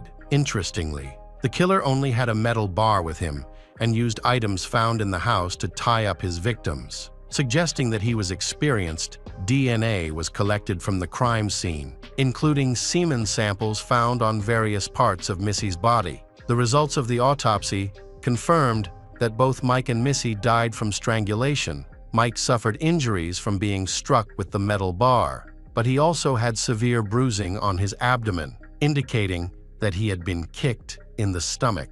Additionally, his throat was severely damaged from being trampled. The strangulation marks on Missy's neck indicated that she had fought back for some time, forcing the killer to attempt multiple strangulation maneuvers before ultimately killing her. Tragically, her child, Kyle, died from a lack of oxygen in the womb during the attack. Police believe that Missy was the primary target and that the perpetrator may have known Mike. As a result, the police began questioning people she knew. Police eliminated 3 potential suspects after they volunteered to provide DNA samples. The police then noticed that some of Mike's business dealings did not appear to be entirely transparent. They discovered that Mike had made several trips to a notorious drug manufacturing center. During the height of Miami's illegal drug trade, the police investigated Mike's business dealings, but ultimately, this investigation went nowhere. As there was no evidence that Mike was involved in any illegal activity, time passed without much progress. Then, unexpectedly, there was a breakthrough in the case. Renowned FBI psychologist Dale Hinman was brought in and used the available evidence to create a detailed psychological profile of the killer. She suggested that the killer may have a criminal record, that he knew at least some aspects of Missy's habits, and that he may have been obsessed with her. This was a major turning point in the investigation. A police officer has been trying to catch a suspect named Thomas Overton for years. Thomas is believed to be responsible for the attack and murder of a 20-year-old girl. The girl was last seen at a movie theater where Thomas worked, and her body was later discovered wrapped in a tarp with popcorn kernels nearby. Although the police suspect Thomas, there is no direct evidence linking him to the crime. Thomas later became the prime suspect in the murders of Missy and Mike. However, there is still no direct evidence linking him to their murders. On October 6, 1996, Thomas was arrested while committing an armed robbery and was imprisoned for this crime. He later injured himself in a failed escape attempt while being transported to prison. He asked the paramedics to provide him with gauze. The police collected DNA from the swab and compared it to evidence found at Missy's home, confirming his involvement in the crime. Shortly thereafter, Mike confessed to the murder. He had previously worked at a gas station that Missy often visited, and he had attempted to flirt with her, which she found offensive. She confided in others about the encounter, especially since she was 8 months pregnant at the time, the night before her death. Missy told Mike's sister, Sharon, that Mike had approached her again. This time, more aggressively. She had no idea that Mike had seen her address on a check she had written and had been stalking her for days. Thomas regularly visited Missy's home to spy on her. Revealing his disturbing obsession with her, he noticed contractors coming in to build a nursery for Missy's family on August 21st. During a storm, Thomas put on a mask, black military fatigues, and gloves, and went to Missy's house. He climbed a ladder to the nursery, opened the glass door, and quietly entered. At that time, Mike was in the kitchen and was probably unaware that Thomas was coming up behind him. Suddenly, Thomas hit Mike on the head with a metal bar, causing Mike to instinctively fight back. A struggle broke out, but Thomas eventually overpowered Mike and strangled him to death. During this attack, Missy entered the room, saw what was happening, screamed, and ran to her bedroom. Thomas followed her, and in his confession, he claimed that she begged for her life and tried to tell him that she was pregnant. However, her words had no effect on him. He then killed Missy and abused her. The trial of Thomas Overton began on October 17, 1998. Prosecutors presented new evidence, including photos of Missy's pregnant belly that Thomas took after she was killed. During the trial, Thomas smiled and gestured towards Mike and Missy's family. Throughout the proceedings, he remained cold and cruel, seemingly enjoying the attention and considering himself a victor. Despite the overwhelming evidence of his guilt, on March 18, 1999, Thomas Overton was sentenced to death for the murders of Mike and Missy McIver. He is currently on death row and has shown no remorse for his actions. Mike's parents died shortly after his death. Unable to cope with the loss, Mike's sister, Sharon, described Thomas as the embodiment of evil.